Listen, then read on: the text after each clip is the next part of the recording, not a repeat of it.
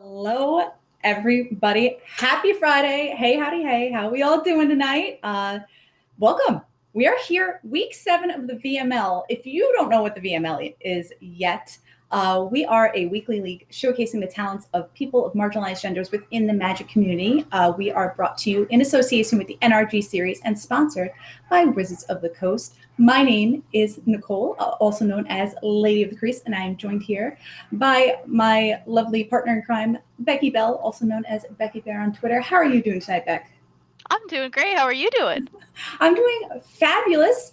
There are so many things going on tonight. It is super exciting. It's a big week for Magic, inside the VML and out. Oh, yeah. So we all know about those bannings that happen in Modern on Monday, and we're actually going to talk about that just a little bit more later on because we have a giveaway to do for a Modern tournament by Nrg series in a little bit. And then it's week 7. And that means this is the last week of round robin play. And next week starts our playoffs. We are going to be cutting to a top 24 and top 16 next week. So excited. So excited about that. Are you hyped? Oh, I'm obviously very hyped. I'm super excited that Nrg is letting us do a little giveaway for their tournament. Very excited about that. Very excited for the bans that happened in pretty much every format other than Standard, but Standard just got turned all upside down with the release of Kaldheim. So it's very cool to see just how much has changed in pretty much every format in existence right now. Yeah, it's really cool to have a ban and restricted list come out and like Standard not be touched though. So that was cool. Yeah. Agree. All right. Well, tonight we are going to be doing a giveaway in chat, run by our lovely producer, Productrix Phoebe, the fabulous Phoebe. Must be 18 or over to play in this event. It's going to be a free entry to the 2K Modern Open this Sunday. So if you want to check it out, get all your information on the screen. Yes. So it's this Sunday, the 21st, starting at 12 p.m. Eastern, 9 a.m. Pacific, $2,000 in cash prizes. And it is Modern. And that means Modern with like no Uro, no Field of Dead, no Simian Spirit Guide. No Mystic Sanctuary. None of that nonsense. Get that nonsense out of here. So we're going to be watching for a keyword from Phoebe to type in chat. I believe we're going to do NRG, no wilderness reclamation. So if you just type NRG in chat, no punctuation needed, just NRG, caps or whatever. But it does need to be ! Giveaway NRG, I believe. Oh no, the giveaway. No, it's just NRG. Just NRG. Just the keyword is NRG. So easy, right? So you do have to be 18 or over to play in this event, and you have to be present because we need your information to pass it on to NRG. So stick around. We'll probably be pulling a winner between the 3rd and 4th match tonight. I also believe that you would need to play Tron on Sunday. I think that's the yes. I mean, that's what I'd play. So you don't have to play Tron. But I know that everyone in chat is going to be entering for a chance to have me cast their game. I really know that that's why everyone is here. So I will be casting the first portion of this tournament. So yeah, get your NRGs in chat, enter this giveaway, and be entered for a chance to have me cast your sweet, sweet Modern game. with the lovely oarsman as well. Thanks, fantastic. Joe. Joe, I haven't seen Joe in forever. I'm looking forward to that. We haven't seen anyone in forever. We're in a panoramic. That is true. I'm making TikTok references while casting. It's a problem. It's okay. I know it's a pandemic, but I watched some girl go on a rant and she called it a panoramic, and now that's all I can call it, and it makes it feel just a little bit better. I like panoramic. All right. So how about we get into tonight's tournament? I am super excited. And here we are talking about our healthy Standard format. This is the healthiest pie chart I have ever seen. It's quite a pretty pie chart, isn't it? Yeah, you want to take us through it? By the way, I love Sultaimania. That makes me Oh, happy. I didn't come up with that. I've actually started using Digitech Wire. Wonderful person that they are, has started to send me their list of what they create for the metagame slide, and they'd put Sultimatum, and I was like, this is a great name for it. I love it. Why would I ever call it anything else? So Right? I can't really take credit for it. Maybe someone else came up with it before them, but they are the person that I got it from, so that's what I've been using. For those of you who maybe don't know, we are talking about the Sultai Ultimatum and its ability to combo with Tybalt's Trickery and a few other big spells to have a really explosive turn. The next things that we have on this list are Esper Doom Foretold, which we kind of have 4 and 4. I kind of just like clumped them together, but they're both basically playing Esper and they're playing Doom Foretold, but their lists are pretty different within. It's basically like a Yorion and a non-Yorion version between those, but I just clumped them all together into one big Esper Doom Foretold pile to have our second place. Gruul Aggro is coming back. It's been a little while since we've seen that little Brushfire Elemental on our screens, but it's coming back, and I'm quite a big fan of the little Brushfire Elemental myself. And the aggro deck itself, it's mostly an adventure-based strategy. And we kind of saw it a while back. We saw a lot of people change to being a Naya strategy, but we see that the Naya adventure and aggro strategy has kind of fallen into the other section, as only one person has registered it this week. Going into our next slot, we have 6 Dimir Rogues, which are Luris-based, and 6 Mono Red style strategies. Of course, Sandy Dog is kind of pioneering a good mono red deck, and it seems like a lot of people are following what he is doing and kind of copying his list, or like at least taking note from it, and it seems to be quite powerful. I was playing it a little bit this week recently, and then of course we seem to have a lot of people who are a fan of Rakdos Sacrifice, and of course Caroline the Mighty Linguini is also a big fan of the strategy, and I feel like a lot of us look up to her and are kind of following suit with that. I'm not sure if it's what she registered this week, but it's been pretty much what she's registered a lot of this tournament, and it's been cool to see a lot of other people pick it up from her as well. That is super exciting. Now, I will say, I was kind of expecting, like, I expected the mono red to kind of have a little bit of a comeback here. I'm surprised there are not more mono white decks. Like it does, because after the performance it had this weekend, I was just like, oh, usually Sunday night, deck submission, people were like, you know what, I got to get on the best deck. Yeah. It might just be that a lot of people really like the explosiveness of the Sultai Ultimatum deck, but I think as time will go on, a lot of people will pick up the mono white deck. It is also just a little bit scary sometimes for people to play straight aggro lists because it has some scary play arounds.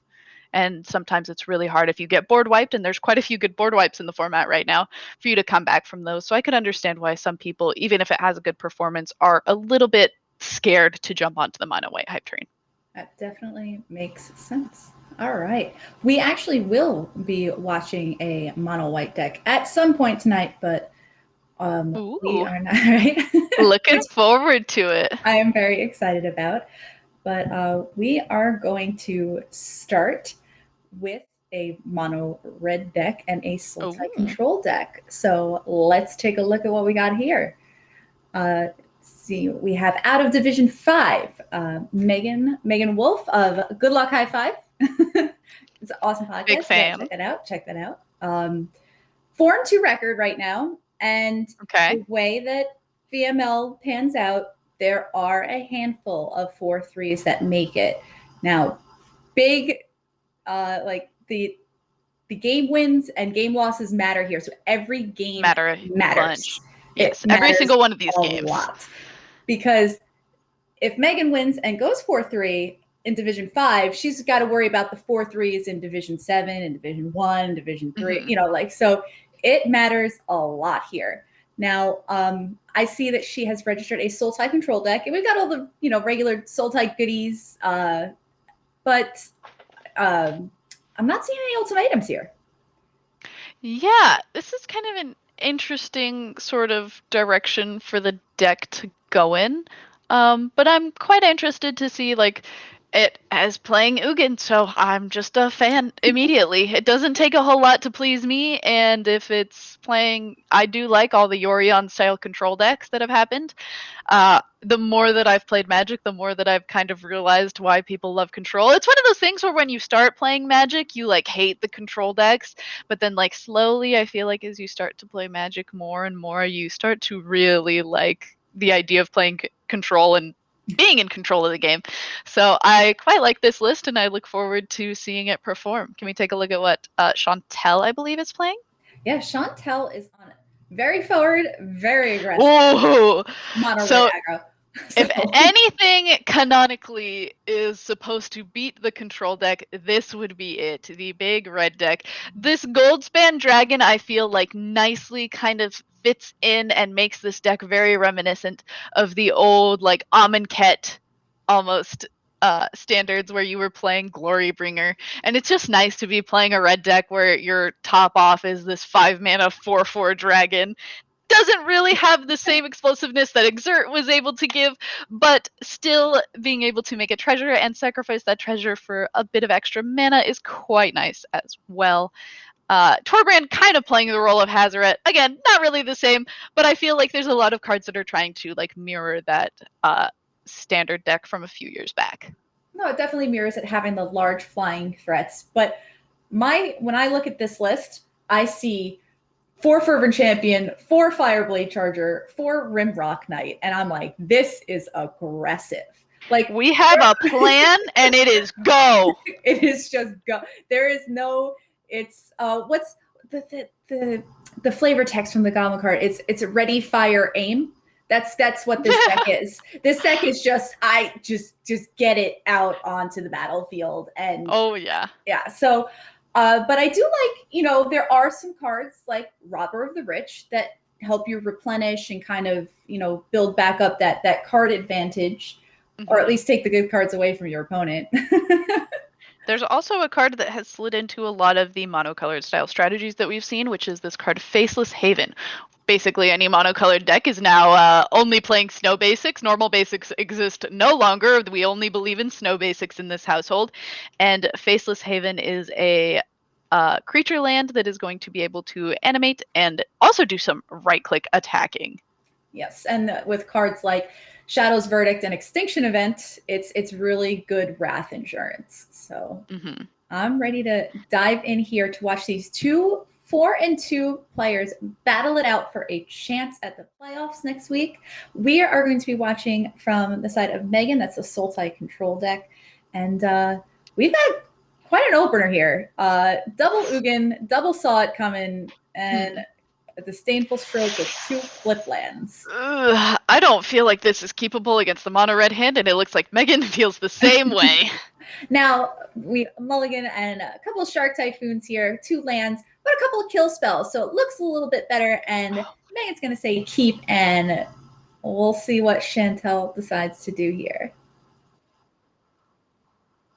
Yes. And, Fervent Champion from Chantel. And don't forget, NRG, this Sunday, we are giving away an entry into Sunday's 2K Modern Open. So type NRG in chat for your chance to win. 18 and over, please be present. We'll be giving away between matches 3 and 4. Ooh, this is the explosive start. Oh my goodness. This is the explosive start that Chantel was hoping for. Double Fervent Champion, pumping with that Boulder Rush, getting across. Megan, turn 2, down to 13, hasn't even played her second land yet. And the second land that she drew was a temple, so it's going to enter tapped, which maybe isn't the best thing. And it looks like we're going to wait to play the tap land, and since we have 2 Heartless Acts, we will be able to play a 2-mana removal spell should we need to on both of these next turns, and hopefully be able to keep our life totals a little high, though 2 Fervent Champions at the same time is really difficult to deal with as they are able to buff each other. Yes. It looks like debating on deciding to kill the 1 Fervent Champion after the pump, kind of like weighing out what could be played post-combat here by Chantel. Rimrock Knight, another Boulder Rush, going to pump the unheartless acted Fervent Champion, bringing Megan down to 9. and a Rimrock Knight. Just nice 3-1. It's a good power when you don't have too much removal in hand. And there's that tap land. Oh, we wish it came in on tap. Coma going to the bottom. We don't even have green mana. We can't even think about Coma right now, as beautiful as that snake is. Yes. So another Heartless Act in hand, and Fervent Champion pumping the Rimrock Knight. Heartless Act, though, gonna take care of it in the attack. So right now, Fervent Champion is a 1-1. The only thing coming across. We'll see if Chantel has anything to say about that. Oh my. All right. Trips. We see Boulder Rush again, pumping Fervent Champion and a Rimrock Knight to follow up. Megan falls definitely going on a trip in our favorite rocket ship or boulder ship, adventure ship. Yes, it looks like we're gonna take care of the Fervent Champion, Rimrock Knight, the 3-1 coming across. Gonna make a blocker here with Shark Typhoon. Cycle that, make a 1-1. Will it be able to block? No. Bone Crusher Giant says nope.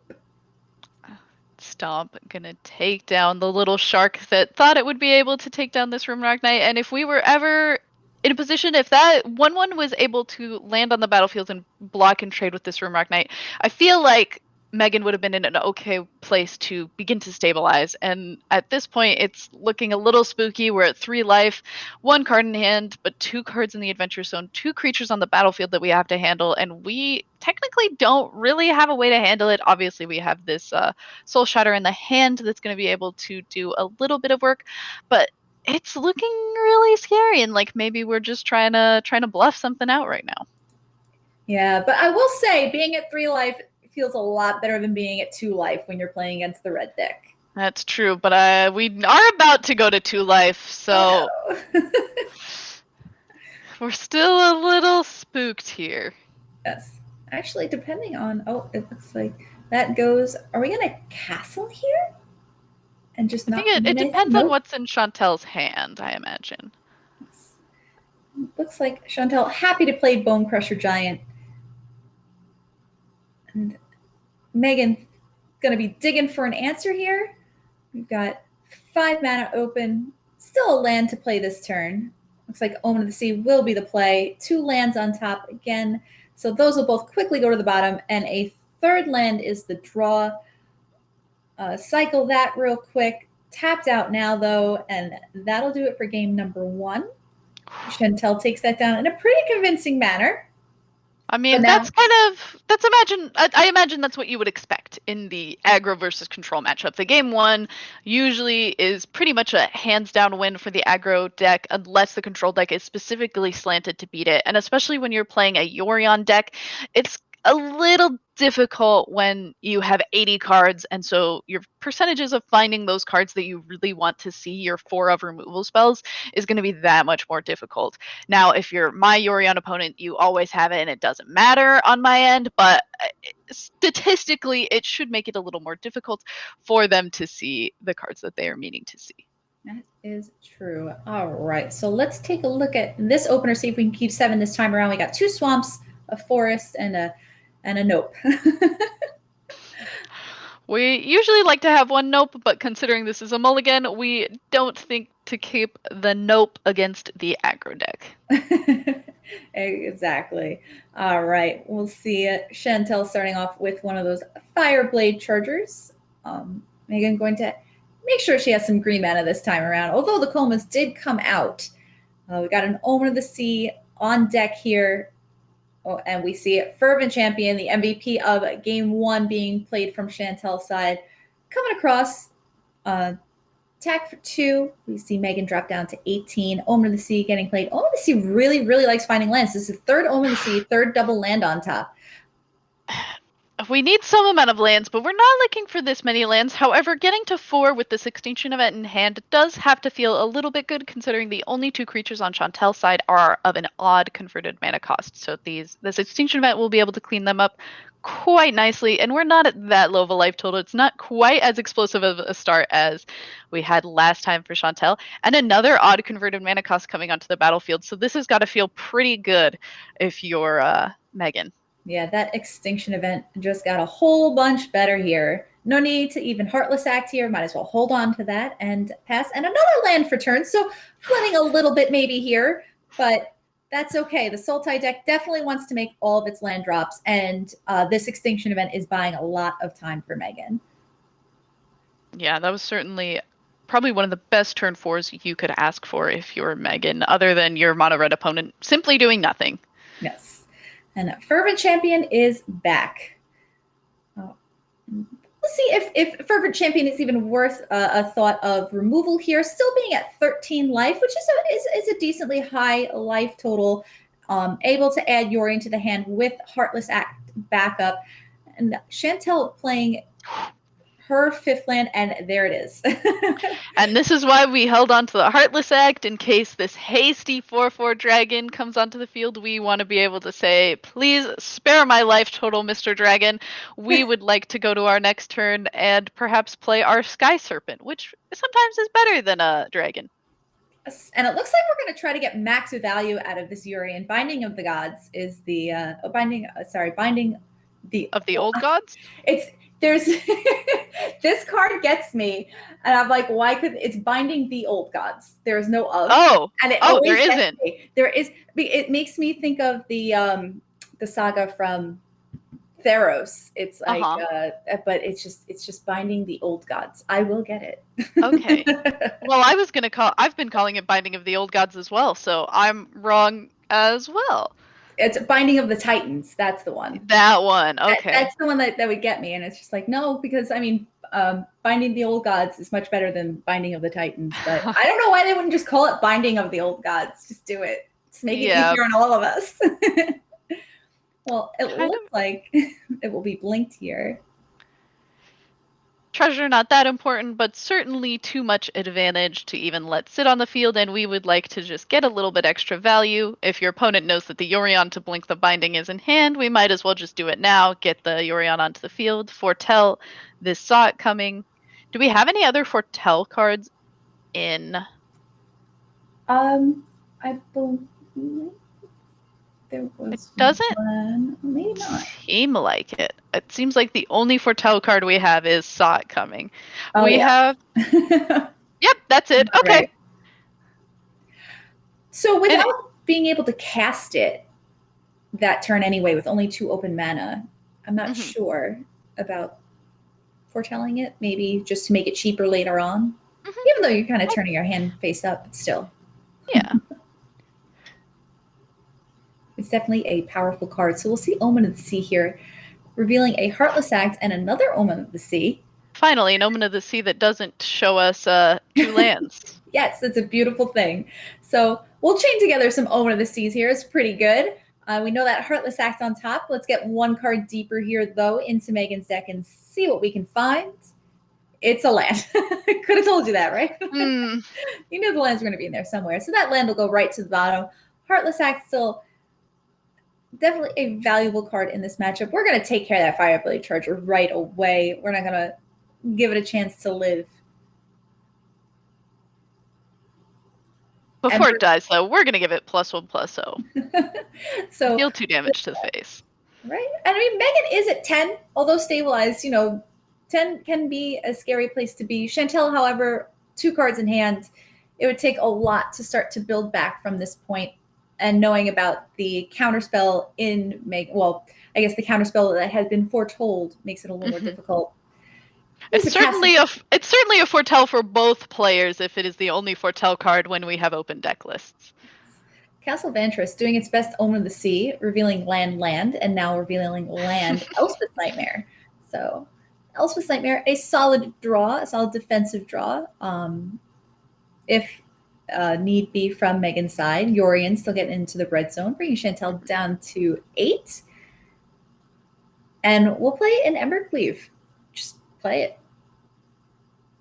Yeah, we see Megan choosing to not be sacrificing these Omen of the Seas with the second ability, likely because she is playing 3 Yorion Sky Nomads within her deck, so if she's able to draw another Yorion, the ability to blink them and be able to draw 3 more cards matters a lot more to her than being able to sacrifice them, especially with the Castle Vantress on the battlefield to do the extra scrying for her. All right, looks like this Fireblade Charger is going to get in. Megan's going to fall down to 6. Allow that to resolve. A Yorion is the draw here. Shadow's Verdict, though. It's a nice, tidy answer for that Fireblade Charger. Yeah, I was going to say the Fireblade Charger was a nice draw when the last card in hand was the Embercleave that got flashed in. The extra wording on Fireblade Charger saying that if it is equipped, it has haste, makes it quite a cool draw on that last turn. But we see Chantel scoop it up. The flying serpent bird, too much for the mono red deck this game around. Yes, and so we will move back to sideboarding. As we can see, the combos come out. Ugin, too expensive, just too expensive. We want to stay low to the ground, be able to survive, honestly, just to get to the point where we can stabilize from the control side. So those normal big control endgame boom booms, we don't want them. We just want to live, be able to cast our Yorion or like a 3/3 shark and just close the game out. Yeah, like we saw last game, we kind of have a control endgame boom boom in the companion zone. If we're able to live and make land drops, we have basically a way to handle ending the game for us in a zone where we don't have to worry about drawing. All right, we'll see double Fireblade Charger on Chantel's side here. And we're going to start off with a Maze Mind Tome on Megan's side. Looking at, there's a decent amount of removal in Megan's hand right now. Ooh, an Annex. We have not seen that one yet. That is from Chantel's side. Very, very good Wrath insurance here. The Shadow's Verdict obviously cleans it up a little bit better as it exiles things, but Shadow's Verdict costs quite a bit of mana also, and with this kind of start, it could be a little spooky for us to try and get to 5 mana. Yes. So we see Shark Typhoon, not a bad player here. At least at this point, Megan would be able to make some 1/1s to jump block, but that Faceless Haven comes into play. We'll see Annex hit the bin here as the highest. I think it's mana cost, correct? Yes. It's wait, what is it called now? It's not converted mana cost anymore. It's not converted mana cost. It's mana value. So it's the highest mana value among creatures and planeswalkers they control. So I wanted to say mana cost, and I was just like, yeah, that's gonna. We were talking about the pertinence of the bans earlier in the stream. That wording change certainly pertinent to the change in Cascade that happened. Yes. So got an army of 1/1s and a 4/3 that's going to be very difficult to take care of all at once. But Heartless Act going to be the first removal deployed. Will take care of that 4/3. Still going to take 4 off of these 1/1s here. They're no joke. No joke, but hopefully soon they will be exiled and not a worry for us anymore. And Maze Mind Tome very close to gaining 4 life. So although Megan is at 7, she will be able to gain life off of this Maze Mind Tome soon. And Shadow's Verdict cleaning up the battlefield. So we have a nice empty battlefield here. Each side with 5 lands and a Maze Mind Tome for Megan. Ooh, another Annex. Both Annex is back, as well as the Faceless Haven on a little unfortunate if we're Megan. Those are probably the 2 cards that we are least happy to see. I guess they're better than seeing like a Goldspan Dragon on that turn. So at least there wasn't that. But Faceless Haven is a little bit spooky to see if you are Megan, but hopefully we can at least answer this Annex quickly and smoothly. We do have quite a few Shark Typhoon in our hand, so hopefully they will be able to do a bit of work blocking and possibly even coming in as an enchantment, though I imagine that it is simply better as a blocker. And we'll see Blood Chiefsters clean up the Satyr token left behind by Annex, most likely because it is a sorcery spell. Can't take care of Faceless Haven anyway, so we'll just take it from there. Ox of Aganis from Chantel's side here. I guess coming in from the sideboard, a good way to refuel when you're playing a longer game. So definitely a formidable threat. Yeah, that is a very cool card to see Chantel bring it into her deck. And we did see it draw her 3 cards, and if it dies, it is probably going to draw her 3 more cards. Ooh, speaking of card advantage, who's the control deck here? We got Robert of the Rich coming in, stealing a Heartless Axe. Oh, I bet Oof. Megan wanted that one. Oh my. Certainly true. But at least we've got this Shark Typhoon to make a little flying shark and do a little blocking. Yes. So we will see that come in. Question is what? Oh, the Heartless Axe won't do any blocking. No blocking for you. So it will cycle, draw a Fabled Passage. Now, with the Shadow's Verdict in hand, that doesn't take care of that Ox. It does not. The Ox technically has a mana value of 5 when it is on the battlefield. And yes, is not answered by the wording of CMC. Oh, so see, now it says CMC on this card as I'm reading it, but that's not the wording anymore. It's gonna take some getting used to. Oh, it will. It will. Especially because they all say. Yeah, every card says converted mana cost. We have no cards that say mana value yet. Station event is being taken off the top of Megan's deck here too.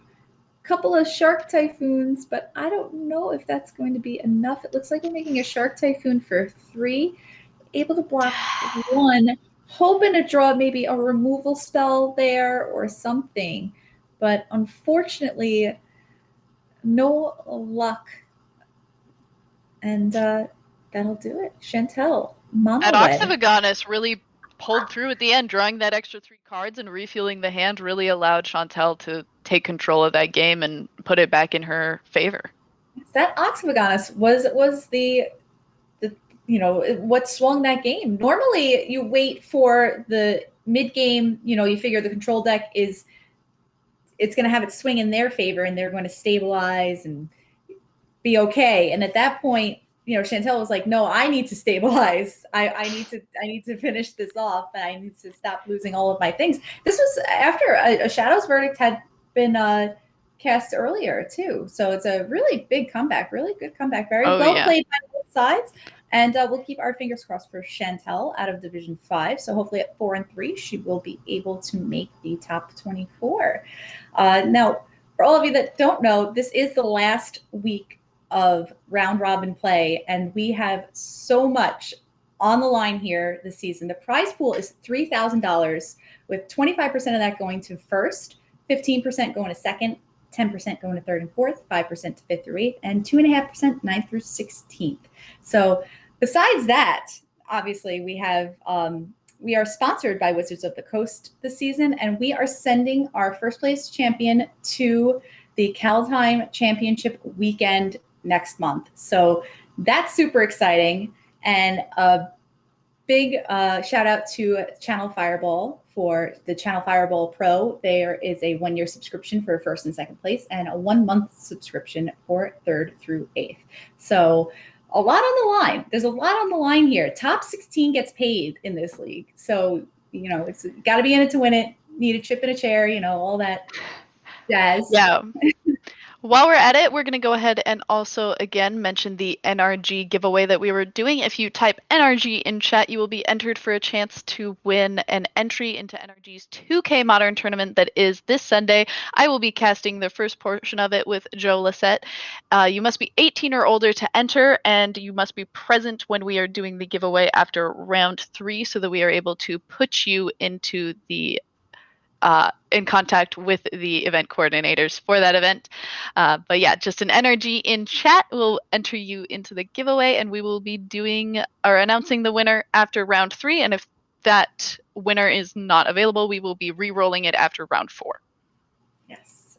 So exciting. There's so much going on. So much. So much hype. But I'm ready to check out our next match here. Yeah, let's get into it. All right. Now we are going to be taking a look into Division 1 here. We have Susan Zell at 4-2. They are also packing a mono red aggro deck. So it's pretty similar to the last deck we had looked at. Oh, yeah. I mean, I Same, imagine if you're looking to play a mono red deck, everyone has looked at what Sandy Dog is playing. And I know for a fact that when clicking through everyone's deck list to the metagame, this one is actually exactly Sandy Dog's list that he played in a recent tournament. So Susan knows a thing or two about following people who are good at Magic and just taking a page out of their book. And it looks like she's picked up this mono red aggro deck from Sandy Dog himself. And this is the deck that I've been playing when I have picked up mono red, and I think that it's pretty great. Of course, we see Faceless Haven again. Great way to make the creature land and do some extra attacking after some board wipes. Frostbite, just like a great shock when it needs to be. Bolt, ideally. And just some good cheap creatures. Yes, I love it. If you're doing what Sandy Dog's doing, you're probably doing something right. So I love all these one drops.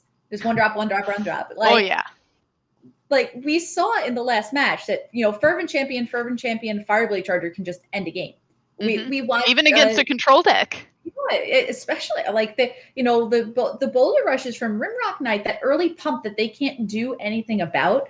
That's a huge deal. Like getting across that extra, 3 damage or 4 damage here and there, just like it all adds up and, keeps them from stabilizing it too. So, but sure. I'm not very surprised to see that Susan's favorite mana cost is in fact 1. So. Yeah, not surprised at all. Also, I feel similarly. But at the same time, I'm also a really big fan of mana cost 7 and 8. So, the duality of Magic players. So very similar to our next deck is what you're saying. Oh. And yes. we look at what Grace called the better ultimatum. We've got Teamer Ultimatum here. Now, this is not like the Teamer Ultimatum decks of old. There's 1 Cultivate in this deck. Oh. There's very little ramp. We're not looking at any Beanstalk Giants. We're not ramping. Interesting. Okay. We're just playing creatures. Okay. Yeah, we're adventuring. Eventually, Goldspan Dragon is here, so that is that helps quite a bit. It definitely does. It'll tend to come down the turn before you would cast the ultimatum. Yeah. But it's definitely a little bit of a different take here. And we've got a big old Cosmos Serpent trying to hide in the bottom corner there. I don't know if you noticed that. So I did in fact see Coma hanging out in that little corner. In the words of Annabellius in our chat, Gold Ramp Dragon. I think that is what I will be calling the little dragon from now on. I like that name much more than Gold Span. And if you're trying to cast ultimatums, he is certainly being a little Gold Ramp Dragon. Now, see, when I look at Goldspan Dragon, I can't help but picture it as being this tiny little thing. Oh, I think it's like a very close to this like little thing. I know it's a 4/4. I like that. I know it costs 5, but in my eyes, I just see like cute little like. It is a very cute dragon. Thing. It is adorable. Like it's not very like Stormbreath Dragon scared me. Colligan, the Storm's Fury, that's terrifying.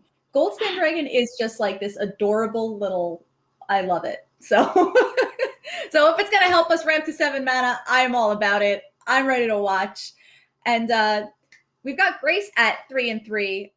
So there is a chance if Grace wins and Susan loses that they still both make the playoffs. But again, it's huge who wins every game matters for tiebreakers. So every single one of these games that we picked for you all to watch tonight matters for who is going into top 32 and possibly top 16.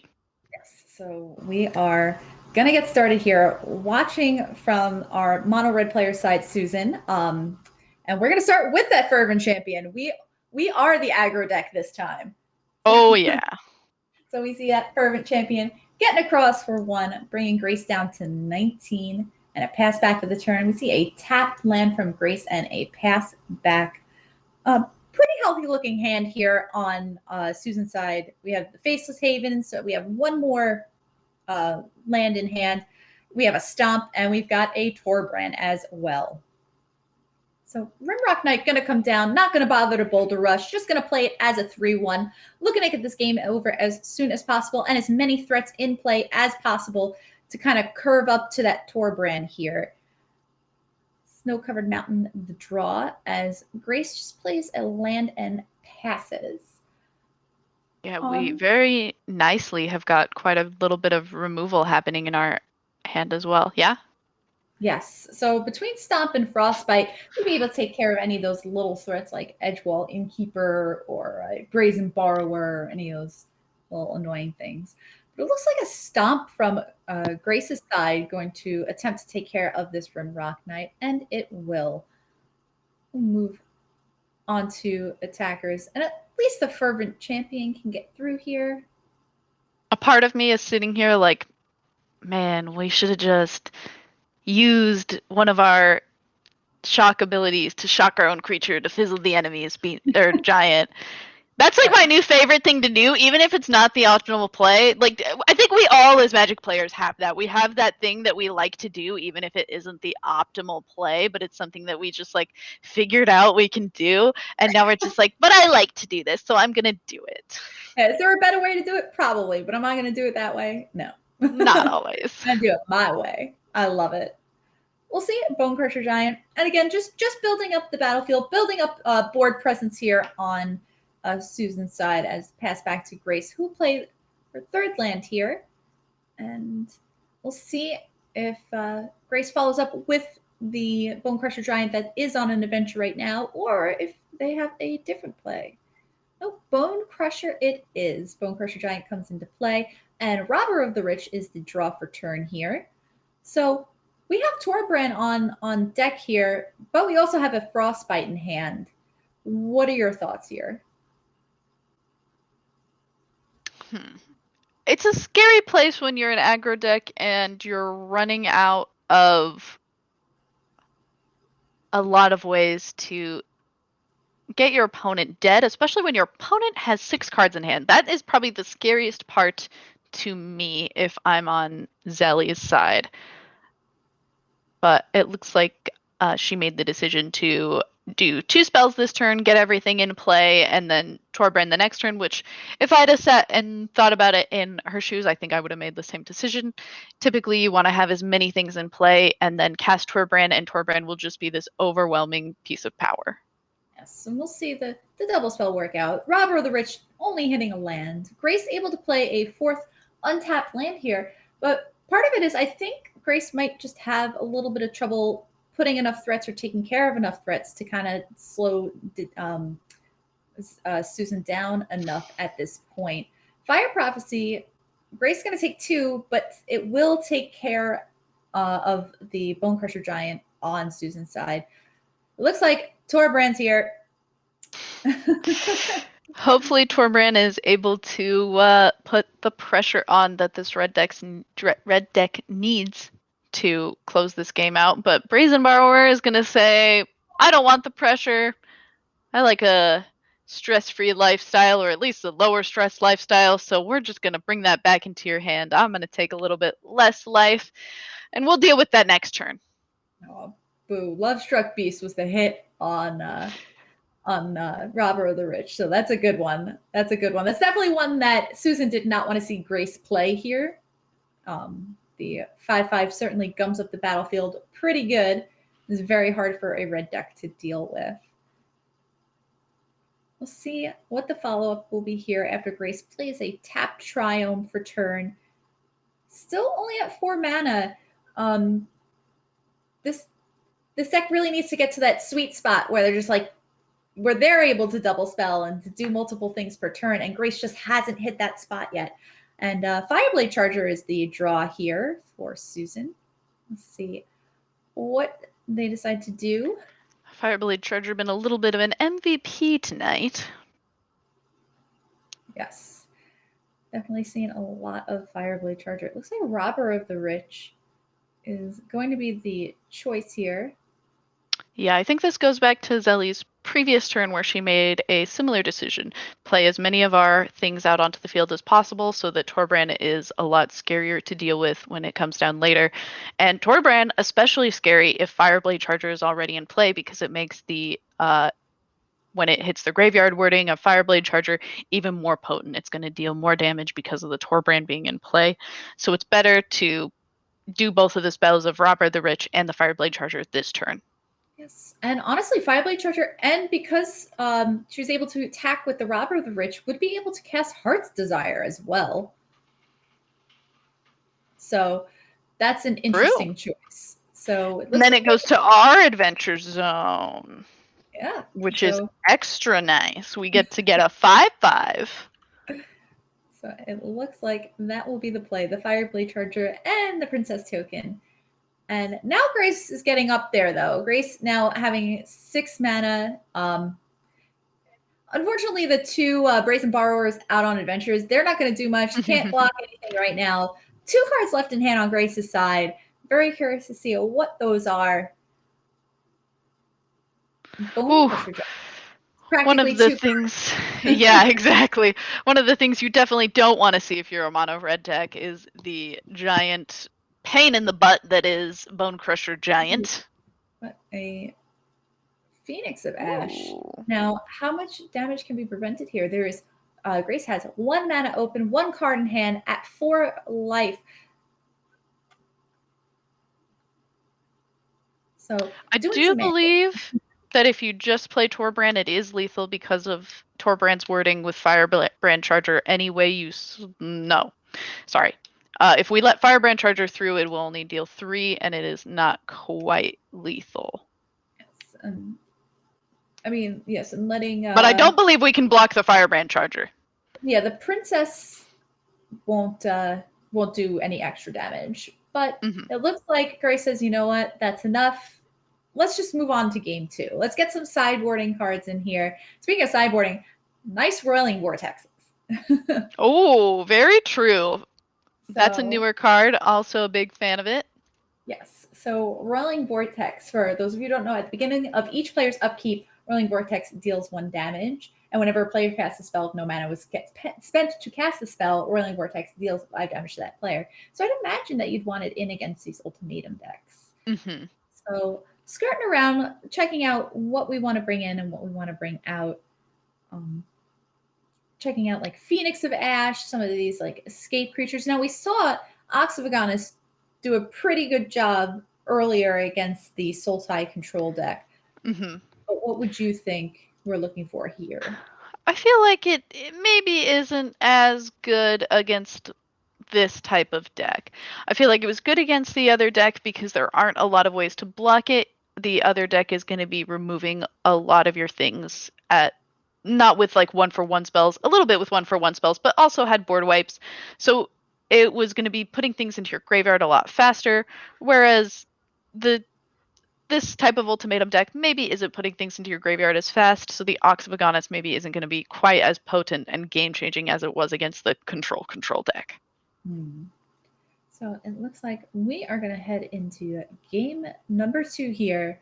Again, playoffs, top 24 spot on the line here. We have a Grace at 3-3, Susan's at 4-2. We're watching from the side of Susan. Oh my, that was a ship and a half. But this is a great hand.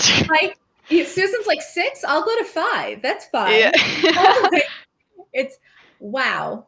The question is actually, what do you send back here? Like, I'd probably just send Torbran personally, but we'll see what Zelly. Yeah, you have an opinion on this as well, so I want to know what you think as well. That's my pick. My pick would be Torbran. I'd feel a little bit bad about it, but ultimately would pick Torbran. Do you remember earlier how we were talking about how like sometimes you want to do something even though it's not the right thing to do? Yes.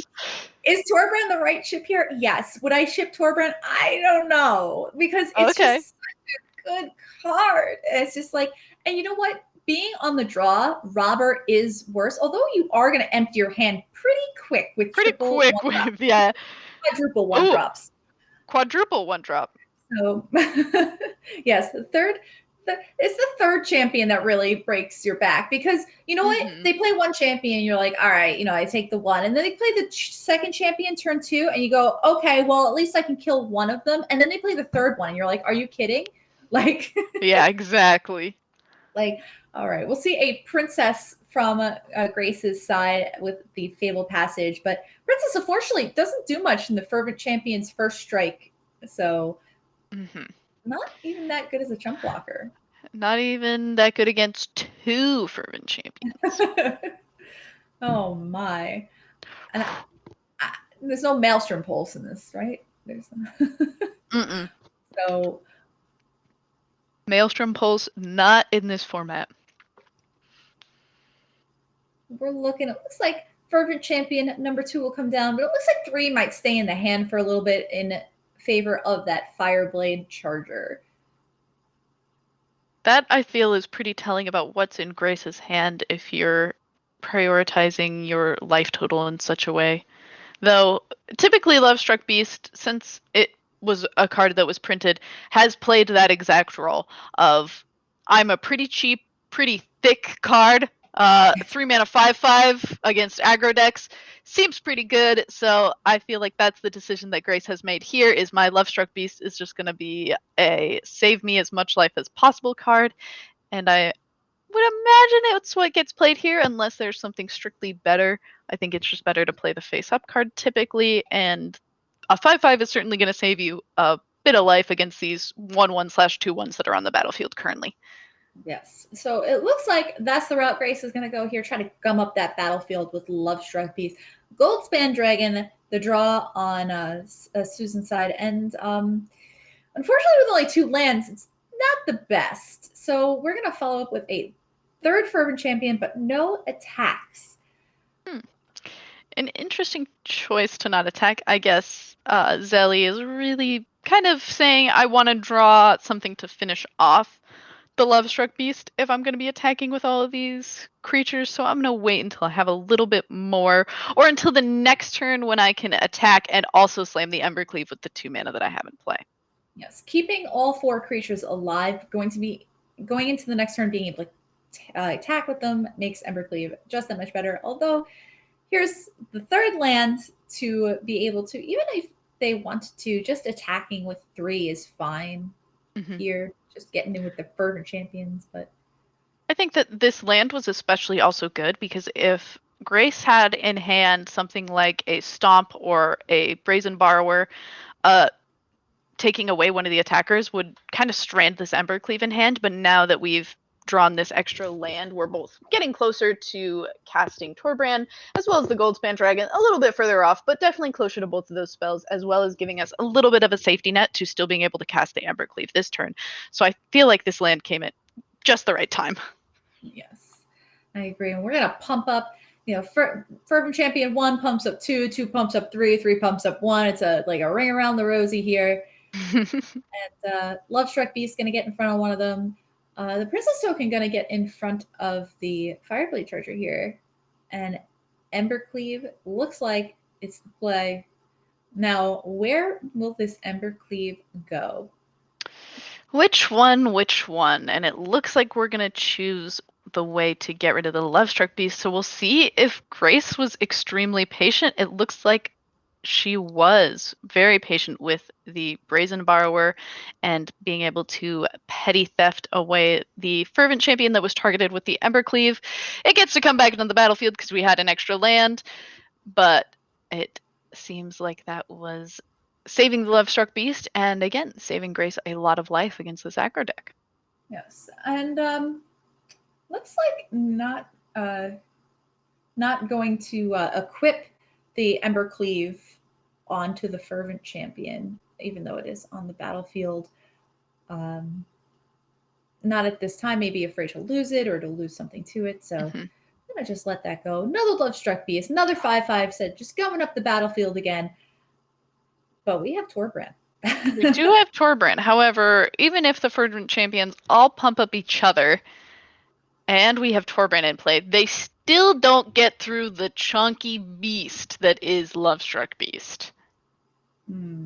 So we're kind of at a stalemate here.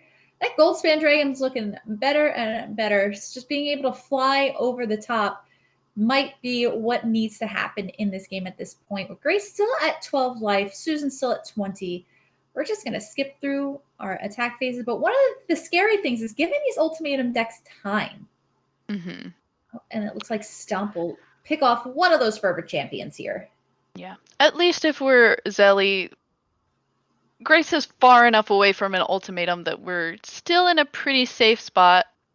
Grace still needs at least one more land to cast an ultimatum, but it is going to be scary that this Bone Crusher Giant is going to come into play, and these adventure creatures just have such good stats, especially against aggro decks, that when the adventure decks came out, it basically killed all aggro decks and made it just impossible for you to play them because a 1/1 into a 5/5 2 turns later, or a shock into this 4/3 body for just such good mana values is just so insane. But Goldspan Dragon is here to say, I don't need to worry about these big bodies that are on the field. I'm just going to go over everybody and whack. Yes, and that will deal 6 with help from Torbrand. So Grace falling down to 6 here needs to address the problem that is Goldspan Dragon, because next turn an equip that will no amount of Brazen Borrowers be able to slow that dragon down. So we need something big from Grace here. Let's see if she has it. As we can at least block with Brazen Borrower. However, if this dragon gets to hold a Ember Cleave, that 3/1 body is not as good as the ground adventure bodies that are on this board, and it's going to be a little bit difficult. So it looks like Ember Cleave looking to, we're going to equip onto one of the Fervent Champions. Yeah, interesting to see Zelly now saying 6 is a low enough life total. I'm going to see how going wide works for me. So Fire Prophecy, I'm going to take care of that Fervent Champion. And let's see if there is any other follow-up on Grace's side. Looks like we have at least one more play before we go to attacks. It's like Brazen Borrower are going to bounce that Goldspan Dragon, leaving only Torbrand and Fervent Champion on the battlefield here. So with just a Mountain and Goldspan Dragon in hand, I wonder, do you just replay the Goldspan Dragon here? Yeah, because I think if you draw another Goldspan Dragon next turn, you want to be able to. Though, if you play one and you have this land and the other 2 treasures, you'd be able to play the other one anyway. So either way, you would have been able to play it. But I think the initial thought is if we play it, we also can afford it next turn. That'd be, yeah, I mean, it's a lot of things, you know. Goldspan Dragon, I forget, you know, they can travel in packs if they want to. And not legendary. There are many gold ramp dragon. Gold ramps. All right. So only one card left in hand on Grace's side. I'm dying to see what it is. We have 2 5/5s on the battlefield and Love Struck Beast. Pretty good blockers. Can't attack right now. Bone Crusher Giant also trying to hold down the battlefield. And a Shatter Skull Smashing is going to take care of your Gold Ramp Dragon here. Faceless Haven, the draw for turn. We've got 2 Brazen Borrowers out on adventures and a Faceless Haven in hand for Susan. And that's it. Both players kind of like still kind of at a stalemate here. Yeah, this is an interesting way that this game has shaken up, but it's really starting to plateau now. And I think this is where it's going to become apparent whether the 6 life or the aggression that has come from Zelly matters more. Yes. So it looks like that Fervor Champion is going to get in here. And it's going to be blocked by Love Struck Beast and Bone Crusher Giant. And let's see how they are thinking about ordering these blockers. Who do we want to go first? Because I imagine, you know, with Double Strike, it's the Torbrand applies each time. So it's going to deal 4 and then 4 more. So Is that? Yeah, there's also an interesting way that it works for the trample is kind of, it works interestingly with Torbran. Which we see Zelia right now is kind of figuring out the way that the trample damage is handled with Torbran in play from Evercleave. Yes, because it deals the damage once and then it deals the damage to the other one. So it dealt 4, but it dealt the full 4 to Bone Crusher and then 4 to Love Struck Beast. So it's a little but it was, these things, they happen. Torbran now is carrying the Evercleave. You gotta love the picture. He's got a big old axe, dwarf noble there, and now he's got a huge sword too. So let's see. We're heading back into Susan's turn. Stomp was the draw here. That's a Stomp, Bone Crusher Giant. But yeah, I'm more excited about the Stomp part, if you couldn't tell. Looks like we're going to equip onto the Faceless Haven. Okay. 5-4. And going to get in with... Yeah, this is... Maybe? Brazen Borrower? There has to be something in Grace's hand, though maybe there isn't. Looks like double Brazen Borrower. The play, only 1 red open on Grace's side with 1 card. Faceless Haven, feeling frisky? I would sure hope so, because it deals quite a bit of damage even if it gets blocked by 2 Love-Struck Beasts. Well, yes, it would... This is one of those things where it's very important to have the mega control turned on, where you're also choosing the damage that you assign to each creature. Yes. So it looks like that will happen, and it will deal 5, and it will deal 5 more. And now trading a Faceless Haven for both of those pesky Love-Struck Beasts. So kind of clearing up the battlefield a little bit here. Staring down just the 2 Brazen Borrowers, the Torbran and Embercleave on Susan's side. Let's see. Ooh, a Blizzard Brawl out of the sideboard for Grace here.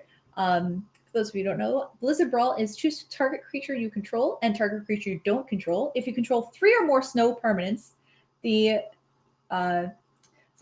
creature you control gets +1/+0 and gains indestructible until end of turn. Then those creatures fight each other. So it looks like Stomp is here to save the day. See, that's why I said Stomp. Yeah. No, I was on board. You pretty much always play Stomp before you play Bone Crusher Giant anyway, so... Well, I just went with it. So we'll fizzard out that Blizzard Brawl. And fortunately, that is enough.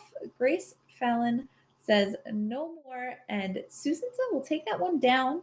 So Susan moving up to 5-2. So Susan will be in our top 24. I'm not sure if top 16 or not, as the division winners all get a bye into top 16. So it's kind of like getting a buy into the money. So Susan, congratulations. And Grace, very well played. And hope to have you back again next season. Again, if you want more information on the VML or how to join, type !join VML in chat or reach out. We'd love to chat with you.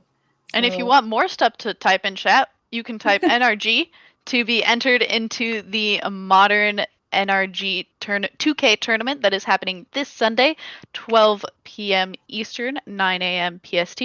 I will be casting the first portion of it with Joe Lissette. You will get free entry into it. You must be 18 plus. You also need to be here when we are doing the giveaway. It will be after this next round. We will be doing the first raffling of it, and it will be on MTGO, I believe. So yes.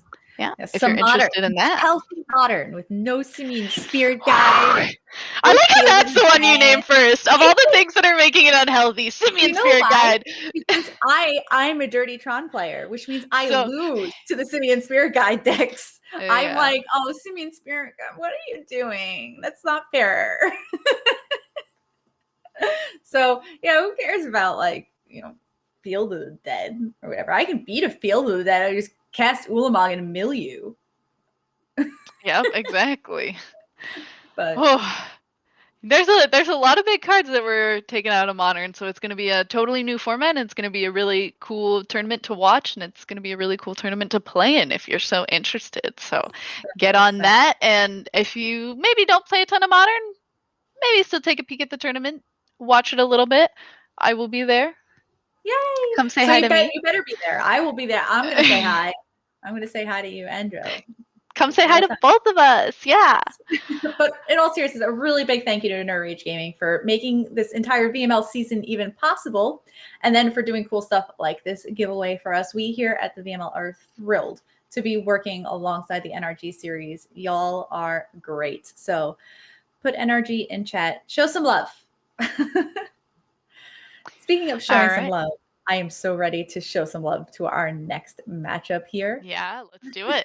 Hey, so here's that mono white aggro deck I was talking about earlier. All right, I'm excited. I'm excited for any deck that is playing Loris in the main board. I think that I think that it's really exciting every time, like, all these cards that had like companion in the name, but the wording on Loris specifically is just so good, especially if you're an aggro deck, and so pertinent. And I'm really excited to see this deck play.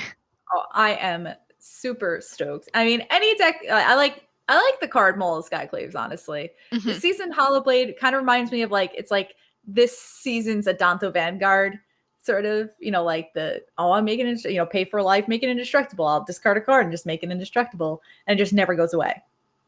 Exactly. We're also getting to see some really cool new call time cards like Redain, God of the Worthy. I ended up doing an emergency cast with Hayu last week, and we got to see Redain do some really insane, like, holding down the fort for all the white decks that we got to watch last week. So I'm excited to see what it's able to do this week as well. It is fabulous. This is one of the reasons I think that the mono white deck does better against the mono red deck, because a lot of these mono color decks are just like, let me play the Snowlands. What's the downside? And then you come across a mono white deck and you're like, oh, maybe I should have had some not Snowlands. Yeah, exactly. Although the mono white deck is playing 4 of their own Faceless Haven, so true. It's getting a little bit of the best of both worlds. But should we take it what Melly is going to be playing against? Yes. Now, Melly is here at Division 7 at 4-2. So Melly is a do or die, needs to win this week. We are looking at one of our few undefeated players here, and in Mela Flores' opponent, Amy Daniels, 6-0, sitting at the top of Division 7, hoping to say they went undefeated in the round robin rounds here. And front and center, we got a Coma Cosmos Serpent, so we can see where this is going. Coma. Now, here's another one. We've got our Sultai deck. We've got our, big Boom Booms and Coma and Ugin, and but we don't have any ultimatums again. So it's the same idea. We're playing a lot of control magic. We're playing a lot of removal spells, and we're playing some Boom Booms. And then no need for an ultimatum here either. So, but at least we're playing Saw It Coming and Behold the Multiverse in this deck. So it is actually a question of which card is foretold. Yes, that is Whereas true. Megan's deck was only playing Saw It Coming, basically playing a 3-mana counter spell, sometimes a 2-mana counter spell, but kind of an obvious. Well, when we're playing with open deck lists as we are in the VML, it's a little more obvious then. But. Yes. So Amy keeping their opponents guessing. And I'm ready. What are your thoughts on this matchup before we head in? What do we think? Sultai control, mono white aggro. You think do you think the mono white aggressive deck will get under the Sultai control deck earlier?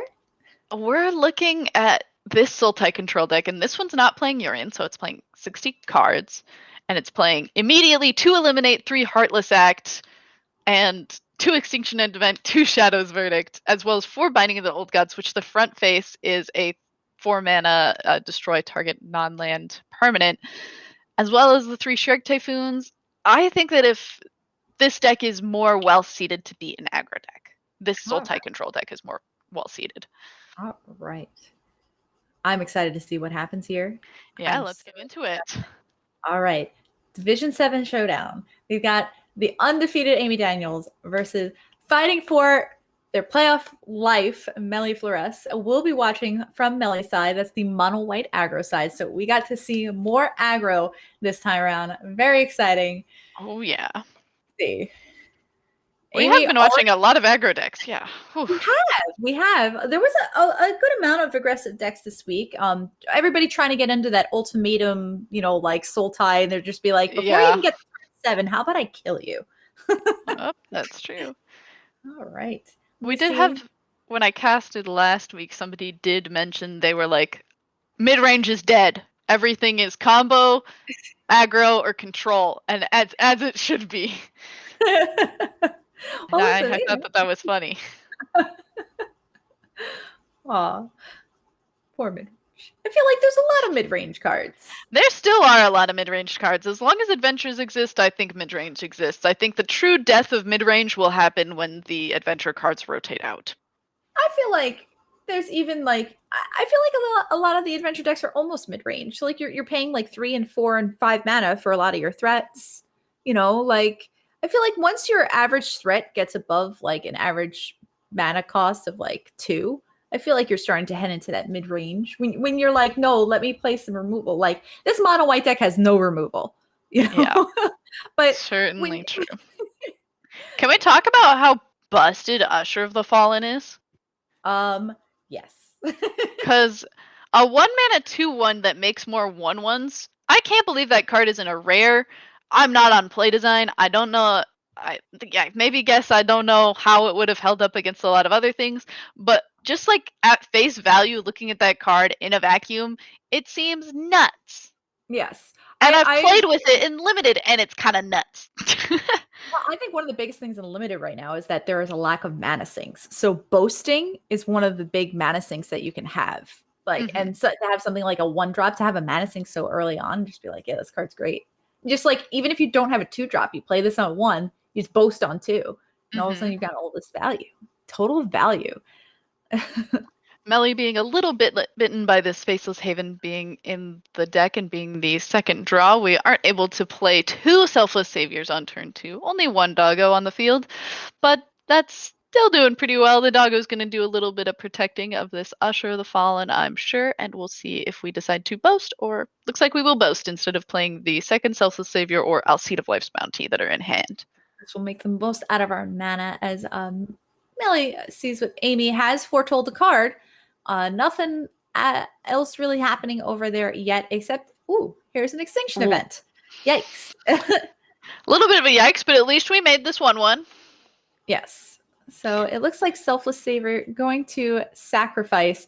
It won't save it from exiling, but I guess it puts Selfless Savior in the graveyard if that matters at any point. It matters for the Lurrus of the Dream Den that is in the deck. So that's what we want. Oh, and in our hand now, too. Oh, what good timing, little Lurrus. It's almost like Melly knew.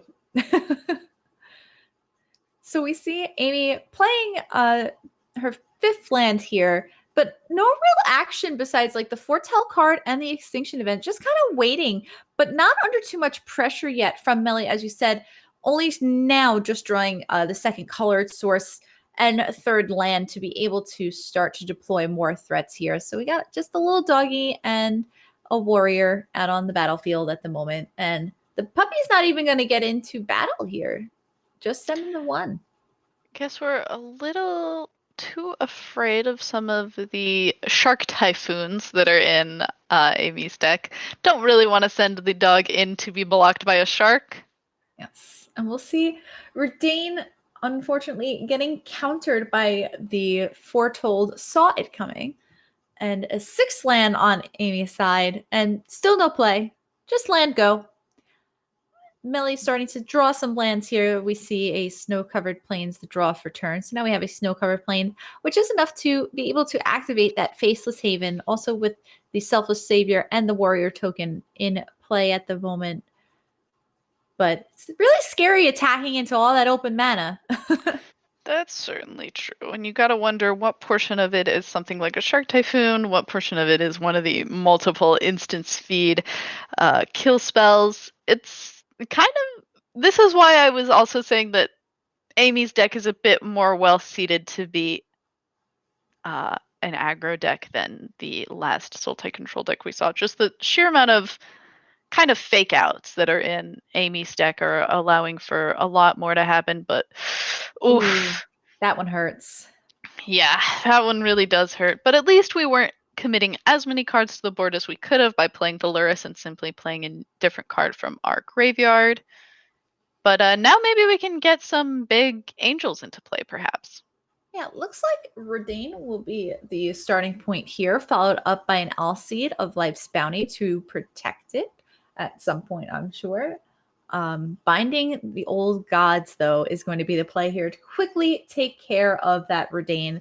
And we're going to move on. Unfortunately, that's both of the Redains in the deck. So Redain is done for at least this game. Darn. I was so excited to see Redain, but it happens. I understand. We are going to see the flip side of the new Halvar, God of Battle. Yes. So coming in as Sword of the Realms. I did have to look. I don't know the flip side of a lot of these newer cards quite yet. Oh yes, especially it's knowing the name too, as much as knowing the like what it does. It's just like, oh, it's the thing which on the other side. It's the equipment thing. Yeah. The important wording on Sword of the Realms is that when a equipped creature dies, return it to its owner's hand, which is going to be quite good for this aggro deck against this control deck, unless there's a way for Amy to get rid of this Sword of the Realms, possibly with another of the binding the old gods. I almost said binding of the old gods again. I'm gonna say it probably a lot, so you'll have to stop me. Nah, it's okay. Everyone's gonna know what we're talking about, so it's not that bad. That's true. So we've got a nice size shark coming here. Shark Typhoon cycling. I believe that is 6. So it's certainly a big shark. It looks like Alseed going to sack to the other Alseed, to the equipped Alseed here, just to protect itself, make sure it can get across for the 3. Bring Amy down to 5. It's an interesting play to see Melly prioritize dealing that 3 damage.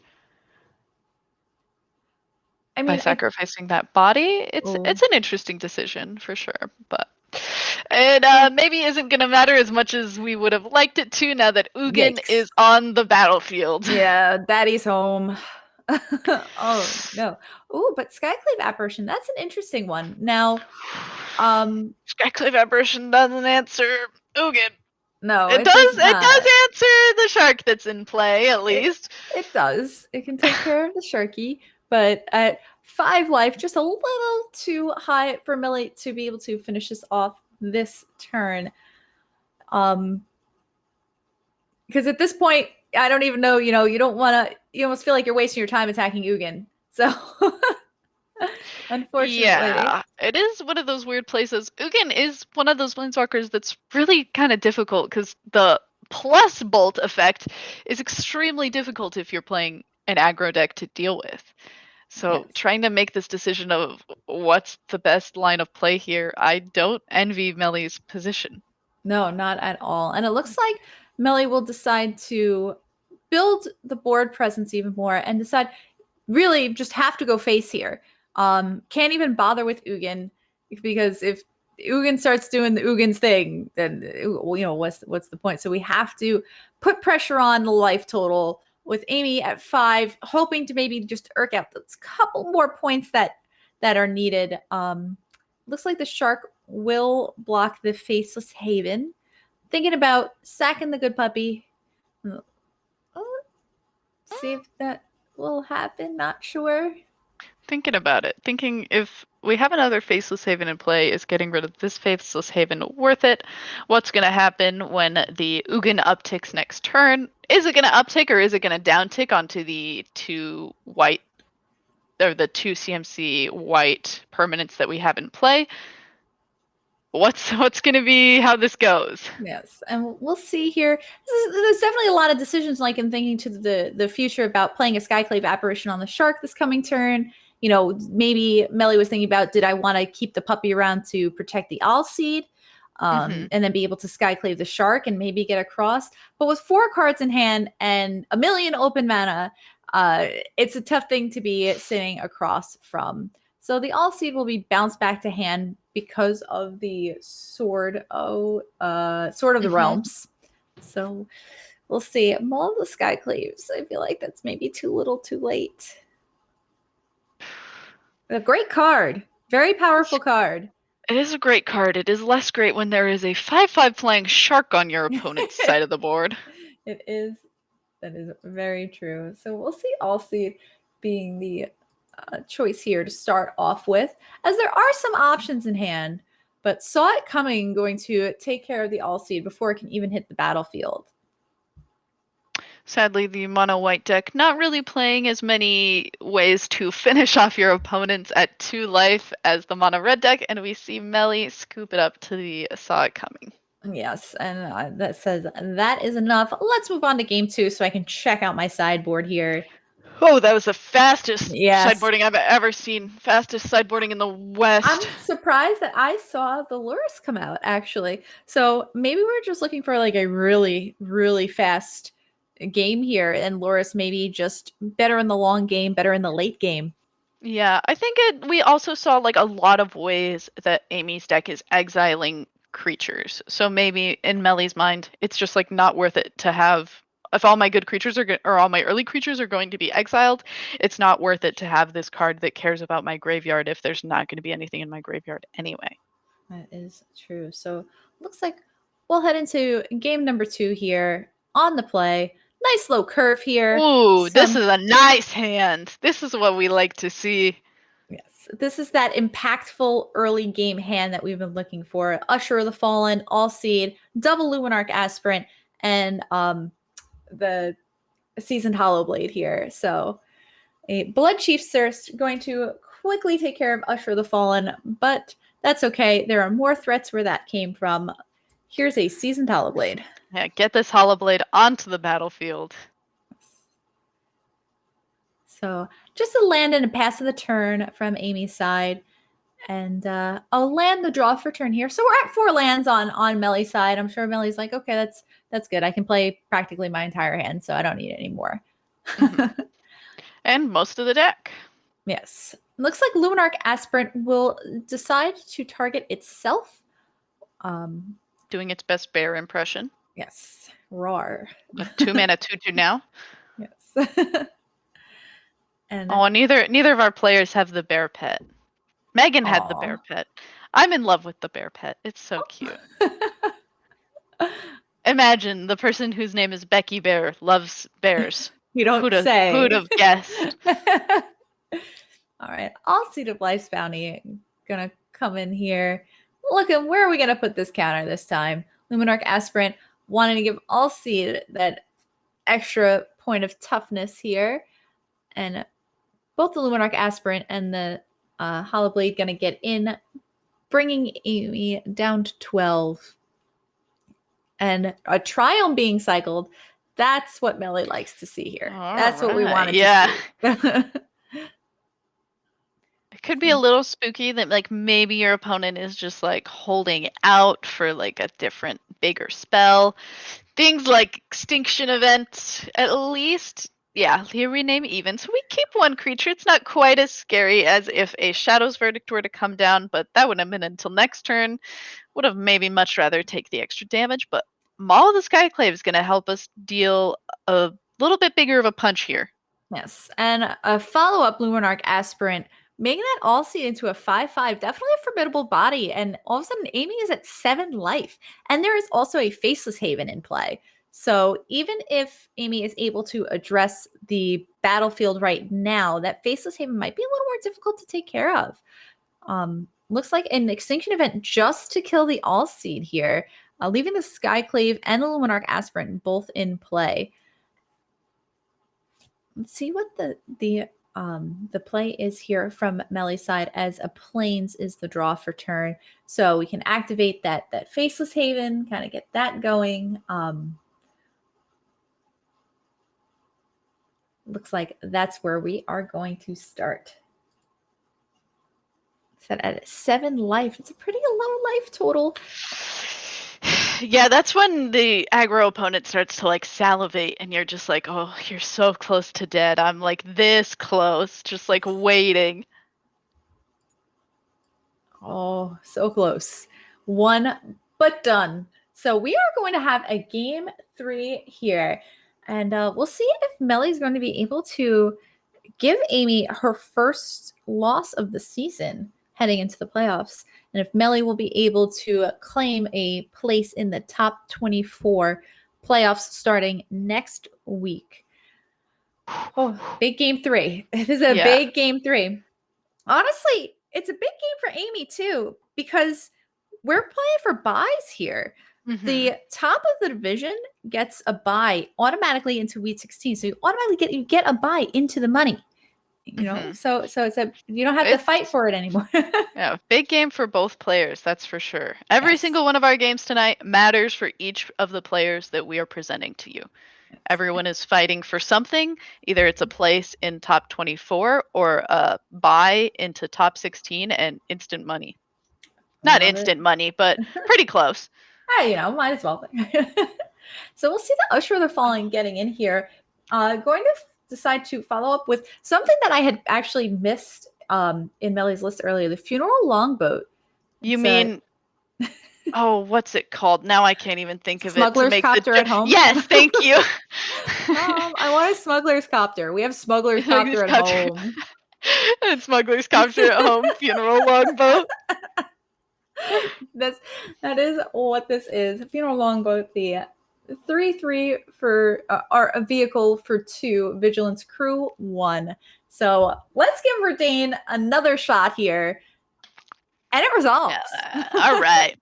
We're on the field this time. We're on the field and we're able to crew. Yes. So crewing up the Funeral Longboat. Let's see. Ooh, and it looks like we have a follow-up here. Soul Shatter from Amy's side that will take care of the Redane, but Longboat still crewed here. Gonna get across for 5. Amy falling down to 13. At Maze My Tome, gonna do a little more digging here. See if we can find anything to help us out. Looks like that card is going to go to the bottom, though. Passing, and before the draw step, going to scry again off the Maze Mind Tome. Looking for something. Bottom again. So 5 cards in hand on Amy's side. And let's see if we're doing it on Melly's side. I mean, with the Seasoned Hollowblade, Maul of Skyclaves, Legion Angel, these are very card of energy cards, or at least very good after Wraths, or to withstand Wraths and Hollowblade. Legion Angel just replaces itself. You know, Maul of Skyclave, very aggressive. Luminarch Aspirant building up the threats that are already on the battlefield. It looks like Seasoned Hollowblade will be the play here. It's got plenty of power to crew that long boat, as does the Luminarch Aspirant. Most things have the power to crew longboat. It's one. Right? Like, that was the OP part about Smuggler's Copter. Luminarch Aspirant. Right. What do we pump? Yeah. Let's make the Usher a little bit bigger. Okay. Usher gonna get in. Longboat staying back. Okay. Interesting decision. Possibly just worried about... Sorry, go ahead. Oh, no, I was just saying Amy going down to 10, cracking a Fable Passage. Yeah, I imagine that it's just like being a little bit scared of a removal spell, and we're going to have kind of this big turn next turn, so just trying to like save as much as possible. This Extinction event, it's just going to name even again. We saw that. It's Deja Vu. It happened earlier in this game. Going to take out 2 creatures from Melly's side, but at least we saw this Funeral Longboat, and I'm weirdly impressed by this wannabe Smuggler's Copter. Yeah, I mean, it's hiding from all the Wraths, and all we have to do is just play a creature, crew with it, and Legion Angel's really good at just coming back every turn. So Legion Angel will forever crew Funeral Longboat. So we're gonna see a big attack here. I mean, Amy's at 10 life, and this is an attack for 6. We do get to gain 4 off of this Maze Mind Tome, ending its chapters, getting to the end of the book. And that one was a top scry. Although I will say, when your opponent, even if they're going to gain the 4 life off of Maze Mind Tome, when your opponent doesn't draw any cards off of Maze Mind Tome, I feel like that's a win. Yeah, if they're just scrying and not actually... It's a sort of card advantage, just not like the same type of card advantage that we're used to being a little frustrated by. The third extinction event, I believe that is all 3 extinction events. Oh, nope, we have 2 in the sideboard. So there's a total of 4 extinction events. We've seen 3 of them. There could be 1 more in Amy's list, and that might have been what was the scry. Yes. And now we have a Legion Angel still. And like I said, Legion Angels just for days. We got another one if, they want to kill this one too. So we're going to crew up that Funeral Longboat again. Funeral Longboat going to get in, taking Amy from 8 down to 5. This Funeral Longboat is so good. The Funeral Longboat doing some work here. We still have Maul of Skyclaves, Legion Angel, and don't forget the 2 Faceless Havens on the battlefield right now. So these are a lot of really versatile threats that Amy is going to have to address. And only 2 cards in hand, so there might be some trouble. Oh. And this is intense. Yes, this is definitely it's a do or die situation here for Melly. Let's see what she decides to do. I mean, firing up the Faceless Haven, playing another Legion Angel to crew. What are we going to do? I don't believe we have enough to activate a Faceless Haven and play the Legion Angel. No. I can't exactly see how many lands we have, but it looks like we have 5, 6 if we're doing trying to attack with the Faceless Haven. So I don't believe we have enough to do both, which is a gosh darn shame. Yes. So it looks like Legion Angel is going to come down. There are no more Legion Angels. So Funeral Longboat going to be crewed by the new Legion Angel here. And so this would be an attack for 7.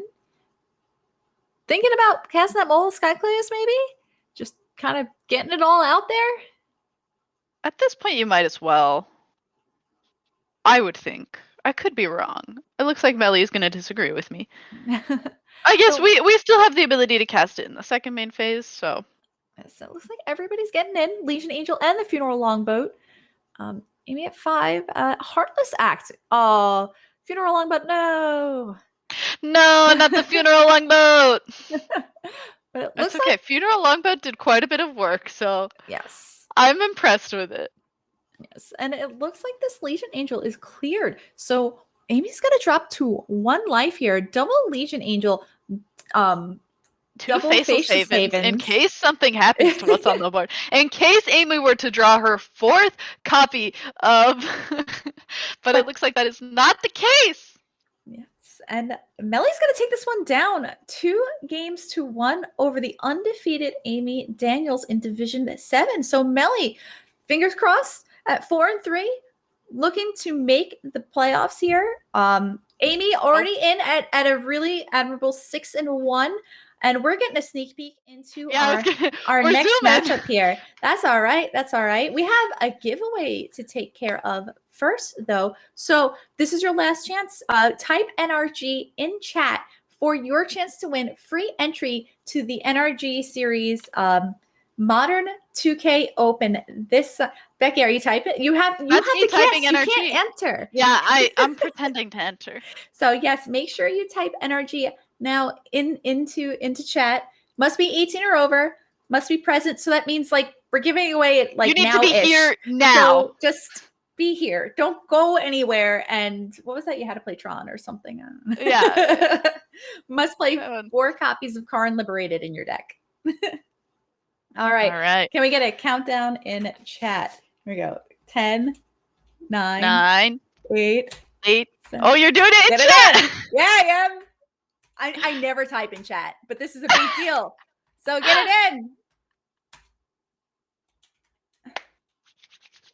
All right, who's it gonna be? Zelly Beans. All right, I imagine Zelly is here Zelly better be. as we heard her typing watching her match earlier. Zelly be. I see Zelly was chatting. Yes, the tag worked. Zelly. Zelly, say hi. Oh no, I haven't played Modern Play Tron, Zelly, you won. We have to play. Not transferable, unfortunately. It's okay. If you have a free entry, just register whatever you think sounds good and give it a shot, you know? Worst Doesn't case. Tron sound good? Yeah, you can't ask us because we're just going to be telling you to play Tron because we're both big Tron advocates over here. This is Phoebe, and I would like to say slivers. All slivers. No lands, just slivers. It is at noon EST, 9 a.m. PST, Zelly. Yes. Be there. You can do it, Zelly. Yes. Yes, here's the information slide. 2,000 in cash prizes. Yes, and you'll be there, and Beky can cover your match because she's fabulous with the also fabulous Joe Lisette.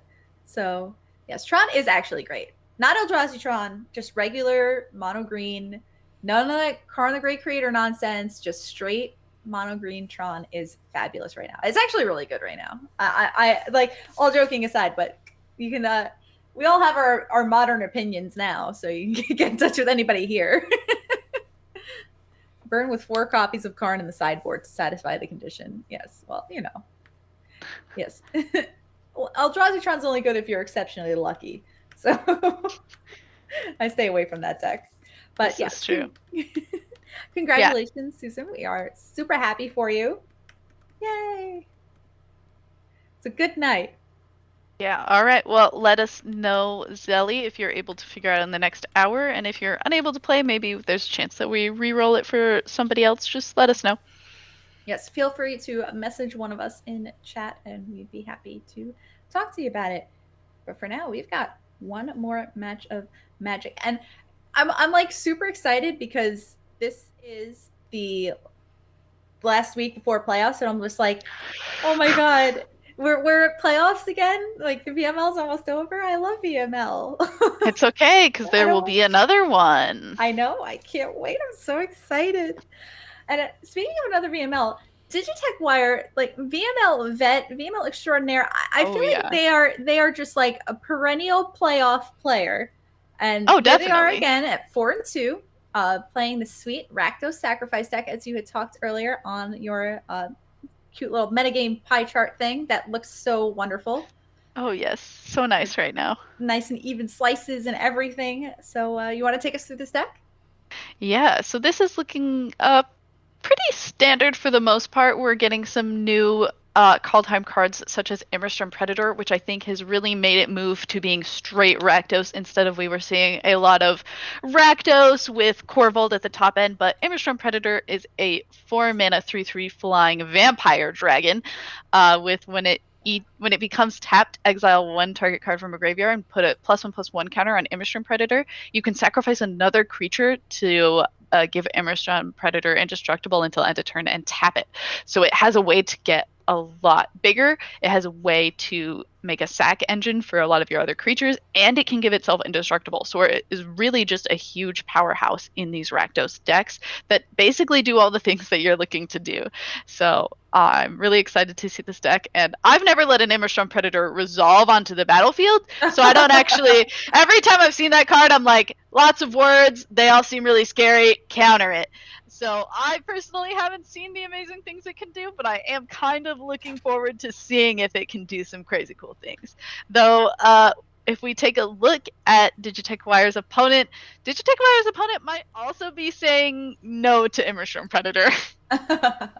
Well, I feel like Doria is going to need to say no to the cards like Emmerstrom Predator because Digitech Wire loves when their opponent puts cards into their graveyard. So Loris Rogue's definitely a tall order here against a graveyard synergistic deck. You know, giving Emmerstrom Predator plenty of fodder to eat And it says from exile a card from a graveyard to put a +1/+1 counter. It doesn't matter what it is. It doesn't matter if it's a land, a creature, or whatever. And it doesn't matter whose graveyard it is. So you get I didn't even realize that. All of a sudden becoming even more happy that I've said no every single time. Oh, yes. It lets you can eat from any graveyard and any kind of card. And that's whenever it becomes tapped. So if they sack another creature to give it indestructible until end of turn, and you tap it, you get to eat something and make it bigger. So, I mean, and that's not the only graveyard synergies, but fortunately, Doria here does have a couple of Cling to Dust. So that will hopefully help kind of clean things up a little bit, as Doria can win from damage. We've seen rogues win from both damage and milling, and it's like one of those decisions that's usually made by like turn 3 of any game, or should be made by like turn 3 or so of any game, to say, okay, I'm going to try to win this one by damage, or okay, I'm going to try to win this one by milling. Mm-hmm.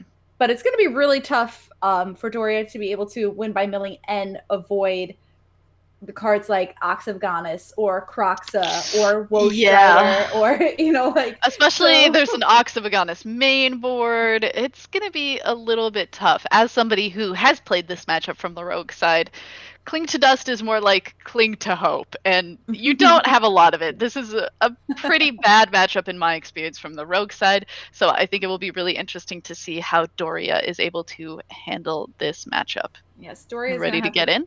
I'm so ready. All right. I'm so ready. Now, Doria at... Keep cutting you off. I'm sorry. I'm just really excited. No, I'm excited too. I want to get into this. Actually, it's funny that you say Emmerstrom Predator is one of my favorite cards from Callahan. Oh. So I've been very excited to see that. I'm very excited to see it in action now here too. Looks like we're going to be watching from the side of Digitech, and we've got Doria on the top side. So on the bottom, we're looking at the Rakdos Sacrifice deck. On the top, we have Loris Rogues. And looks like we kept 7 here. No red source, though, on Digitech Wire's side. So, but some good cards in Croxa and Shredded Sails for some removal, Blood Chief's Thirst, Crowan War, and a Stomp. Doria getting right out onto the battlefield here with a Thieves Guild Enforcer. Gonna get in for 1. Milling a little bit. Digitech Wire down to 19. Still no red source. Another Blood Chief's Thirst to draw here. We're looking at Doria's hand. Doria has a 3rd land. It is an Agadeem's Awakening. So we'll see what happens there. But a Soaring Thought Thief going to be the play here. Going to mill a little bit more, and already hitting a Croxa, but like I said, no red source on Digitech Wire's side as of right now. So what are your thoughts on this game state so far? I think if there's any way that Rogues is going to win, this is probably the way that it goes about doing it. Unfortunately, we are milling 2 red sources, and our cycling of Shredded Sails did not get us a red source. We are going to need one. We do have the 2 Blood Chief's Thirst, so we could clean up the 2 creatures in play at least, and at least try to hold out. We didn't even draw any kind of land, which is a bit of a pain, but at least we're able to clean up the creatures that are on the board before we go into the next turn. Yes, thankfully avoiding any sort of counter magic or anything like that at this point. And just a land and a pass back from Doria, we can see an of 1 mine and Into the Story and a scatter. Oh no, still no red source. And Into the Story is going to be cast from Doria's side, reloading here. So nothing hurts more if you're stuck on land and your opponent casts it Into the Story and goes from like no cards in hand to a bunch, and you're trying to just find lands to stay in this game. My heart aches for where Digitech is at this point in the game, but maybe this red source will be able to get us back in it a little bit. Yes, and we'll see that red source come down, and we're going to immediately cast this Croxa, get something out of Doria's hand into the graveyard, and it looks like I see an of 1 mind, a Soaring Thought Thief, a Heartless Act, a Clearwater Pathway, a another Into the Story, and oh, ooh, I love this play from Digitech Wire. I mean, I love anything that's like village rightsing. Typically, I like to kill my opponent's creatures with village rights, but sacrificing a Croxa that is about to be sacrificed to the escape wording anyway is still a very nice play and allowing us to get more cards. Granted, it's another black source, but another black source is an ability to cast these Crowan Wars, an ability to cast this Emmerstrom Predator, and this red source hopefully is going to be able to bring us back into this game on the side of Digitech Wire.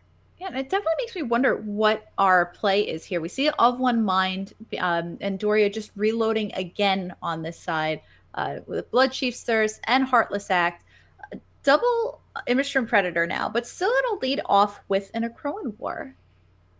Yeah, I think it's typically better to just like get this Crowan War onto the field as soon as possible. You want, especially if you have a second one, you want to be able to yoink the creatures from your opponent, send them at your opponent, and then be able to hopefully clean up the board a little bit with the last part of that saga. Yes, and looks like thinking about adding Loris to her hand on Doria's side after drawing a Triumph return. We're just going to pass it back here. Woe Strider the draw here. We're going to go to the second chapter of the Crowan War. We got a 1-3 kind of just hanging out here. And Emmerstrom Predator going to be the play. We'll see. No, we won't. Remember that whole... I've never said yes. Yeah, I've never let an Emmerstrom Predator come into play. Yeah, yep. I remember. Not today. So that will go into the bin. Fable Passage, fetch here, grab a basic, cast our second into the story here, drawing so many cards. The one of Low Mage's Domination among them. So definitely an interesting one. Temple of the Sea, gonna scry to the top. We got another into the story waiting on top of the on top of the deck now too. So all of the card advantage you could possibly want. Doria's gonna have to watch that they don't mill themselves. Yeah, I mean it's a really good book. We're really getting into it. Yes, like really, really into the story. Meyer Triton the draw on Digitech Wire's side. The Crowan War not doing much else here. So now we're staring down a Merfolk Wind Robber and a Soaring Thought Thief on the opposite side. So it looks like Woe Strider will be the play. There is a possibility for a follow-up and the Claim the Firstborn here. Let's see. Yeah, very nice when you're able to cast Claim the Firstborn with a sacrifice outlet in play. Yes. Feels very good to steal your opponent's creatures, do a little bit of attacking, and also get to sacrifice it. But Heartless Act, gonna get rid of Woe Strider, so we will not have a sacrifice outlet to totally clean up this Merfolk Wind Robber. Or not the Merfolk Wind Robber, the Soaring Sky Thief. Thought Thief? Soaring Thought Thief. Soaring Thought Thief, yep. So yeah, Sky Thought. Like that Heartless Act definitely did muck things up a little bit, but Soaring Thought Thief just gonna get in there anyway. He might as well mill Doria a little bit. Bring Doria down to 13. We have Digitech Wire still at 15, but Doria definitely has the board right now with a pretty full grip and the better threats on the battlefield. Unfortunately, Digitech Wire hurting a little bit for mana here. Looks like the two rogues gonna get across, mill and a Crowan War. And that's 8-9 lands in play on Doria's side. It was quite a bit. Yeah, those islands are in a nice little stack that we're just putting right there. It's a stark difference to the mana troubles that we've seen Digitech Wire have this game. All right, so Loris is going to come in, and we're going to see those Thieves Guild Enforcer are coming back into play, this time as a 4/2. So a little bit bigger. Now we finally got our second red source here. Going to attempt to stomp out that Loris. We'll see. Don't want that cat staying in play if you are Digitech Wire. No, and killing anything else at this point would be silly, as Loris could just bring it back. So the cat had to go. Bone Crusher Giant gonna come down here. Doesn't know about the Low Mage's Domination in play. I'm sure Doria would be more than happy to take the 2 damage off of that just to clear up the battlefield once again. So we'll see another Into the Story. Draw even more cards before. Is that all 4 of our Into the Stories, or is that just 3? I think it was 3. I think it was they cast one and then they cast another and they like played a land and scried the third one to the top. Okay. But it's a lot. So I don't think I feel like at this point that Doria might have less cards in deck than Digitech Wire. Even though Digitech Wire is being milled at this point. Quite fair, quite fair. Let's see. I Ruin Crab coming down here. Ruin Crab might change that pretty quickly. Yeah, we have many. Oh, those are Triomes, not Fabled Passages. Never mind. I saw gold. I thought it was Fabled Passage, but they're Triomes. There's a couple more lands being milled there. We do have a couple of Croxes waiting in the wings, and another Croxa, the draw for turn there. You know, Mire Triton in hand, not really doing much. We have that Emmerstrom Predator, but playing that might not do too much else. So it looks like the Akroan War going to be the play here. Let's see if Doria wants to do anything to respond to this. Has a couple Triumphs that she could cycle. Obviously a Soaring Thought Thief that she could play right now if she really wanted to, but looks like we're going to steal the tapped Soaring Thought Thief. Kind of take down the pump for everything else. No attacks. Yeah, I think we're kind of stuck to being a little bit on the defensive right now. All right, we took away the pump, but they're getting a little bit of pump back. Yes, so that other Soaring Thought Thief going to come into play, mill a couple cards with the Thieves Guild Enforcer, and draw a little bit more from over the Triome. And a couple lands in hand right now, but definitely still quite a few threats. We've got a Drown and a Lock now, so an answer for a multifaceted answer for so many of Digitech Wire's threats or ways to get back into this game. At 7 life, pretty low, and it looks like that's going to do it for game number 1. Doria will take down game 1 here in a surprise against the red-black graveyard deck. Yeah, I think it ended up just being a little too difficult in the land department for Digitech Wire, I think is what it ultimately came down to and why it went in the other direction. Though it will be interesting to see how these two players decide to sideboard and tackle these post-sideboard games. We see these Ox of Agonis's, I imagine, would be coming in. Taking a look at some other things. We're seeing the Akroan Wars come out of the deck. We had 3 of those made board, but we don't want them. Oh, we're not bringing the Oxes in. Okay. We don't need Ox of Agonis. We have too many other answers, so we don't really need those. So we see those Cling to Dust definitely want to come in here. Looks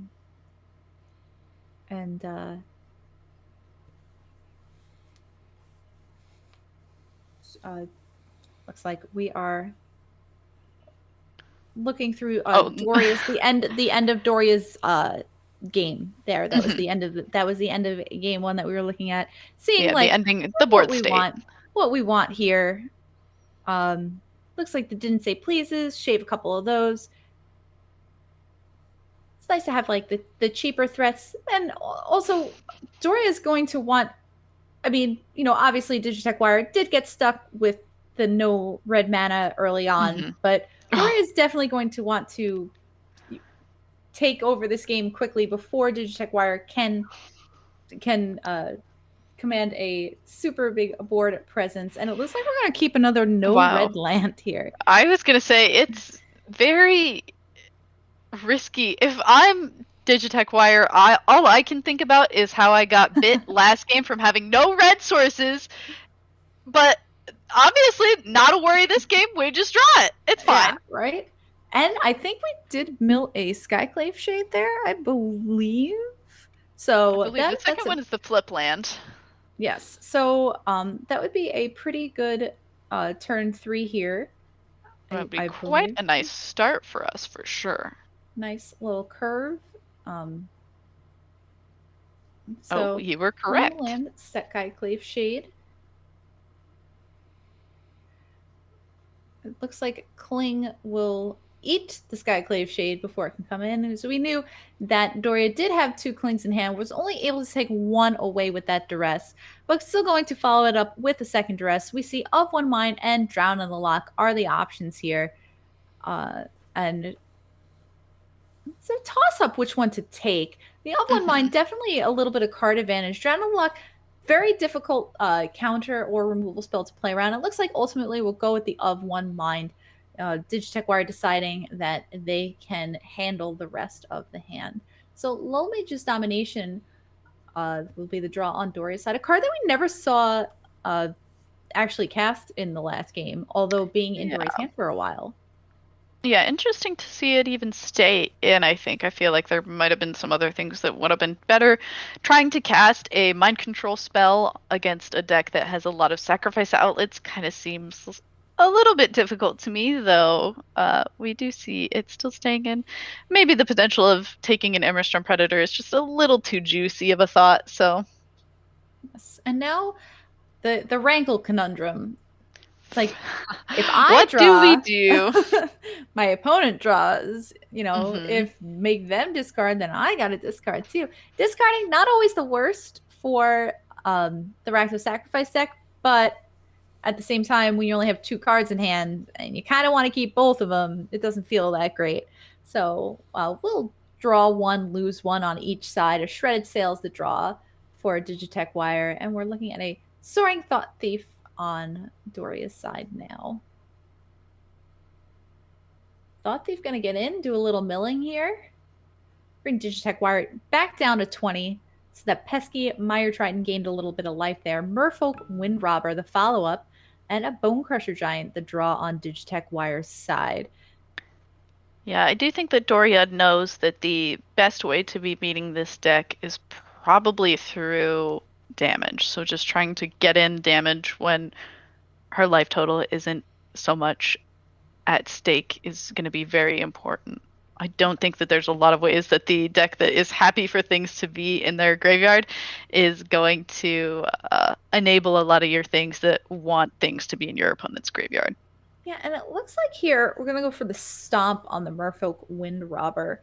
So most likely not at the threshold to sack the Wind Robber at the point. Maybe trying to get this Drown in the Lock out of Doria's hand that Digitech Wire does know about. It looks like I'm going to Drown in the Lock on the Rankle here.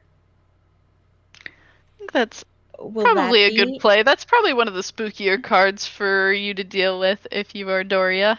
Yes, so that's going to take care of that. Mire Triton, the little 2-1 that could, going to get in, bringing Doria down to 13. Going to just cycle the Shredded Sails here.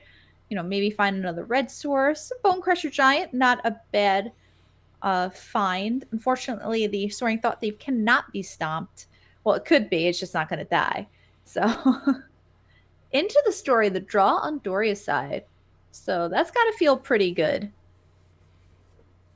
We'll have to take an entire turn off in order to cast it, though. Yeah, that part's a little bit spooky. Especially, like, knowing how much interaction is coming out of the rogue stack. Yes, and it looks like Mire Triton going to get in again. Doria down to 11. Digitech Wire still at 18 life. We really like seeing a lot of black sources. Yes. Woe Strider going to be the play here from Digitech Wire's side. Let's see if Doria has anything to say about this. I like this play. It's allowing us to keep up the Bone Crusher Giant as well as being like, ooh, maybe I can get a counterspell baited out here so that this Emmerstrom Predator can come down and be a little bit safer, but Doria just casting into the story doesn't really want to counter it with Drown in the Lock, so. Yes. And it looks like Essence Scatter going to be one of the cards drawn off of the Into the Story, so that's a dangerous one. Soaring Thought Thief gonna get in again, this time for 2. Slowly getting a little bit bigger, slowly but surely. Right. Digitech Wire down to 16. We'll see what the follow-up is here. Got quite a few choices in the hand. Woe Strider going to be targeted by Low Mage's Domination. Yeah, interesting to take this creature. I suppose it's the bigger creature that you can steal from your opponent. So, ooh. Okay. That's Earlier, I mentioned that I really like Bone Crusher gianting my own creatures. I didn't really mean to fizzle Low Mage's nomination. Typically, I like to fizzle my opponent's Bone Crusher giants, but this is quite. I think it falls in as acceptable for that same likeness. Oh, I totally agree. And it looks like Woe Strider coming right back out, wants to eat some things from the graveyard. You know, kind of empty the graveyard out a little bit. Woe Strider going to be a little bit bigger this time around. Wolf Strider will be a little bit bigger. Soaring Thought Thief will be a little bit smaller. It is true. That is true. So Woe Strider comes in, bringing the goat along for the ride. Emmerstrom Predator kind of just waiting in the wings here, being like, come on, put me in, coach. I want to play. Exactly. Let me make some ruckus. All right. Speaking of ruckus, Thieves Guild Enforcer is here to put more cards back in the graveyard and pump everybody up again. So, darn shame. Right. And a Soaring Thought Thief, drown in the lock. It looks like we've got in hand right here. So, I love it. We mill those escape cards. That's always, I like the little flash. And you're like, what is it? What is it? Is it an ox? Is it a Woe Strider? Exactly. What did I get? Which one is it? So looks like we did hit a Woe Strider here. Let's see what Digitech Wire decides they should do here. Definitely a lot of choices. You know, I mean, casting 2 Bone Crusher Giants here, casting another Woe Strider here, playing the Emmerstrom Predator. We know that Doria's hand is full of gas. The mana a little bit taxed on Doria's side. So they kind of have to pick and choose what they're going to do. Skyclave Shade is the hit here. We'll see if Cling to Dust. No, there will be no clinging to any dust here. Skyclave Shade allowed to be cast from the graveyard just for 2, no kicker needed. And a follow-up of Woe Strider. So we're going to look through, pick a few cards, shrink that graveyard back down again. Woe Strider on the stack. We'll see. Man, we're really filling this board up. Yes, this board is getting full. Doria's life total is getting low. Doria is at 7 life. Digitech Wire still at 14, but Doria's threats really aren't putting enough pressure on the life total at this point, I don't think. Although here comes Soaring Thought Thief to put a little more. So, but Digitech Wire would win this race. So, if it came down to it, if Doria continues to hold back this Thieves Guild Enforcer to take care of some of these ground creatures, especially the bigger ground creatures like Woe Strider, it could turn the tables of the life total battle pretty quickly. Yes, that is very true. And we see another land hitting the battlefield here for Doria. Another Woe Strider being milled off of that Ruin Crab mill from the landfall. And moving to attackers. Can't do too much about those flyers right now. It looks like one of them will get in, mill some cards here. Woe Striders have been doing a really good job of keeping Digitech Wire's graveyard pretty clean, though. So being able to cast, I believe it was 2 escape Woe Striders and a Skyclave Shade. So yes, trying to keep that graveyard as empty as possible. See if end of turn, looking to scry here off of the goat token. So we will sack that to Woe Strider. Take a little Skyclave Shade. Why couldn't that one have gone into the bin, right? If only. And Heartless Act is the draw for turn here. Now, if there was ever a spell to bait out a counter magic so you can play your Emmerstrom Predator, it would probably be Heartless Act here. That is probably true. We'll see if Digitech Wire decides to make that play or do some attacking first, or see if our opponent goes for some Cling to Dust. But it looks like, yeah, we're just going to send all of our creatures in. I love it. You're only at 7, so let's see what you can do. Yes, and it looks like Ruin Crab going to just like jump in front. No, maybe not. See, I don't even know at this point if Digitech Wire even wants to cast the Emmerstrom Predator. I don't know whether that's the right play. You know, we're going to see how this board looks after blocks. But I just still want to see Emmerstrom Predator in play. So you and me both. So it is one of the harder spells to resolve. Most people don't want to see it, I think.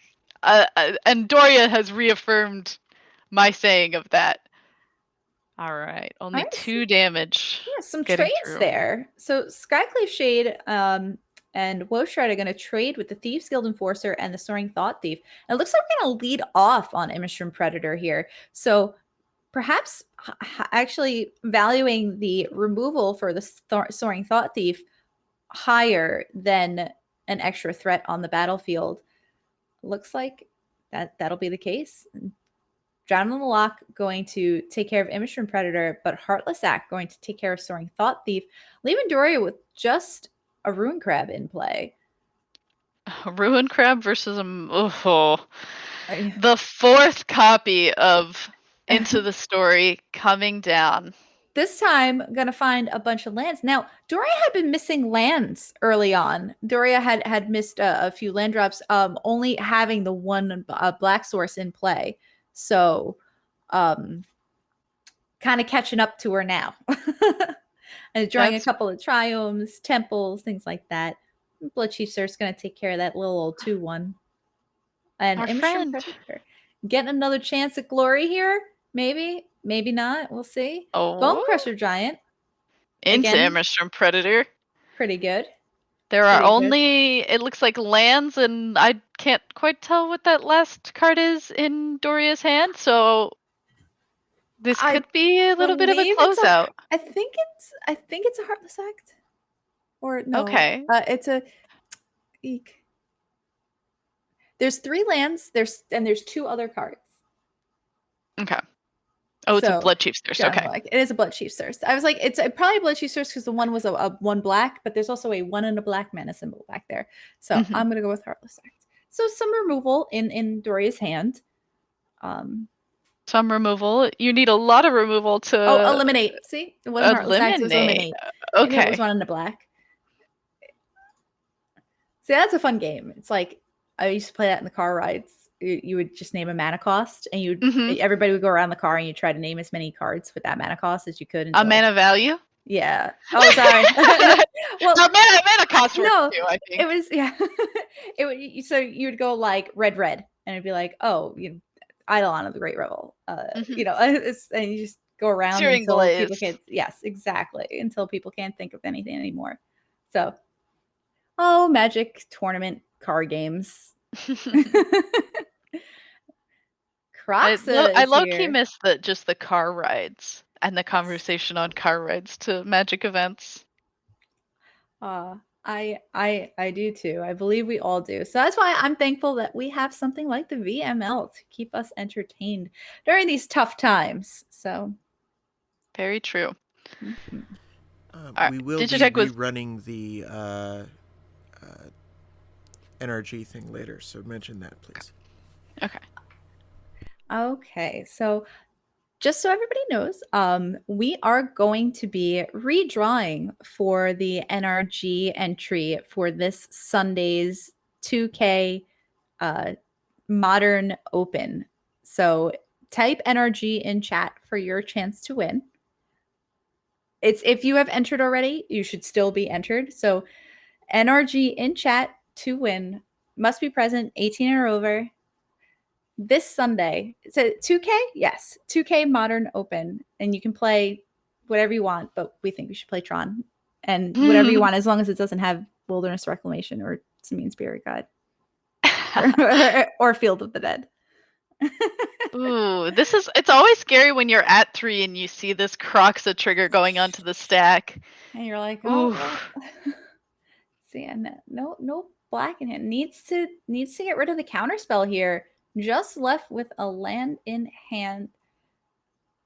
Definitely a scary spot to be. But it's a cycle land, so we can cycle it to try and play something a little bit better. We also do have these Clinked Dusts in the graveyard that we would be able to play next turn. It does allow us to gain a little bit of life. Wow. And Loris was thinking about jumping in front of the Croxa there, maybe gain a little life. But it looks like the Ruin Crab will jump in front instead. Loris, making more sense. You just bring back the Ruin Crab with Loris, or bring back the Thieves Guild Enforcer with Loris.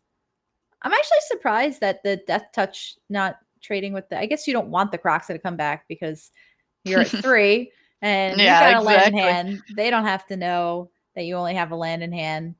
But it looks like we're going to have to cycle this Triome and hope to draw a non-land card in order just to stay alive. We're clenching. Yeah. Hoping. Let's see Please. it. Oh, God. And we draw. Oh, the fourth into the story. Okay. No more into the stories. That's a lot of into the stories. And it looks like Skyclave Shade gonna be the follow-up here. That's definitely something to be staring down. Drew a non-land, so that's a decent start in Agadeem's Awakening. Can't really play it, I don't think, unless we are going to mill our opponent here. Because then you just die to the Croxa trigger. Do we have a way of knowing how many cards are everywhere? I don't know. Unless our players were to hover, so we're left in a little bit of suspense. I do believe that Digitech Wire just hovered, and I totally missed it. All right, so we're left in a little bit of stress because we do not know exactly how many cards are left in everyone's libraries. But I imagine if we are going ahead and casting this Agadeem's Awakening along with this Lurrus in play, we are hoping that we have enough to get rid of the entire library of Digitech Wire. And considering that there are face-up cards in the library of Digitech Wire, I imagine they were scried to the bottom, that is one of the few cards left. Yes, it's got to be coming down to the wire here. Let's see it. Merfolk Wind Robber is going to come in to play. Village Rites is going to be... Oh, Village Rites is going to be cast here. Sacking the Skyclave Shade to draw the last Skyclave Shade. Go out on your own terms. I understand. Oh, so there was just enough to mill out Digitech Wire, drawing that into the story close enough. So surprisingly, that is not how my games against Rakdos went. I'll tell you that much. It's one of those things where sometimes you just head into a matchup and you expect the one thing and you just get broadsided. And Doria able to scrape this one out. Loris Rogues over Rakdos Sacrifice. Both players now Division 4 moving to 4 and 3. So both players do have a shot to make it. But now Doria would have the head-to-head edge over Digitech. And that's, 2 more game wins for Doria and 2 more losses for Digitech. So it's one of those, every game counts. All right, last call for everybody for our NRG giveaway in chat. Please type in NRG in chat if you would like to enter to win a free entry to the Sunday 2K Modern Open. So that's this Sunday. The lovely Beky Bell will be casting that. So even if you don't win, make sure you tune in. All right. You should all be Lady entering. will be there too. She's going to come say hi to me. I am. I'll be in chat. I'll be seeing why everybody's not playing Tron, and I don't understand why. The entire tournament better be only Tron lists. All right. So I guess we'll do another countdown. You're gonna go in chat again. You never go in chat. I love chat. Twitch chat, I'm here with you. All right, let's do the countdown. 8, 7, 6, and they'll tell now they can tell that there's a delay. Oh no, it's okay. Oh, 2, it just 1. Giveaway. Fire shoes. Fire shoes. Sweet. I do believe I've seen fire shoes. Yes. All right. Fire shoes is here. Sounds good. Awesome. Congratulations. All right. Up, I see Max is in chat. Max is in chat too. What perfect timing. Right? Yeah. So we can put Fire Shoes in touch if you just want to message Max Plays MTG in chat, and they will get you all set up with your free entry for the Sunday 2K Open. And I guess that does it for us for this evening. That does it for us. We're waiting to know exactly how everyone's matches for this week shake up so that we will be figuring out who exactly ended up in what place. And if you want to know exactly, I believe we will be posting some kind of update on our Twitter so that you will be able to see who exactly is making it into our top 24. Beck, your other casting partner is here, Oarsman, and I am slightly jealous. I'm not gonna lie. So, Joe, you listen to me. You take good care of her. All right. Joe does. Joe's a hoot to cast with. That's wonderful. I would imagine that he does a good job, but don't take it too easy on him. All right. All right, I won't. Never would. Well, thank you all for joining us here tonight in the VML. Means a lot to us. A big thank you again to the Nrg series for being so amazing and making this entire season possible. Y'all are great. Make sure you check out their big modern, I know we keep saying it, but check out their Modern Open, 2K Modern Open this Sunday, 12 p.m. Eastern, 9 a.m. Pacific.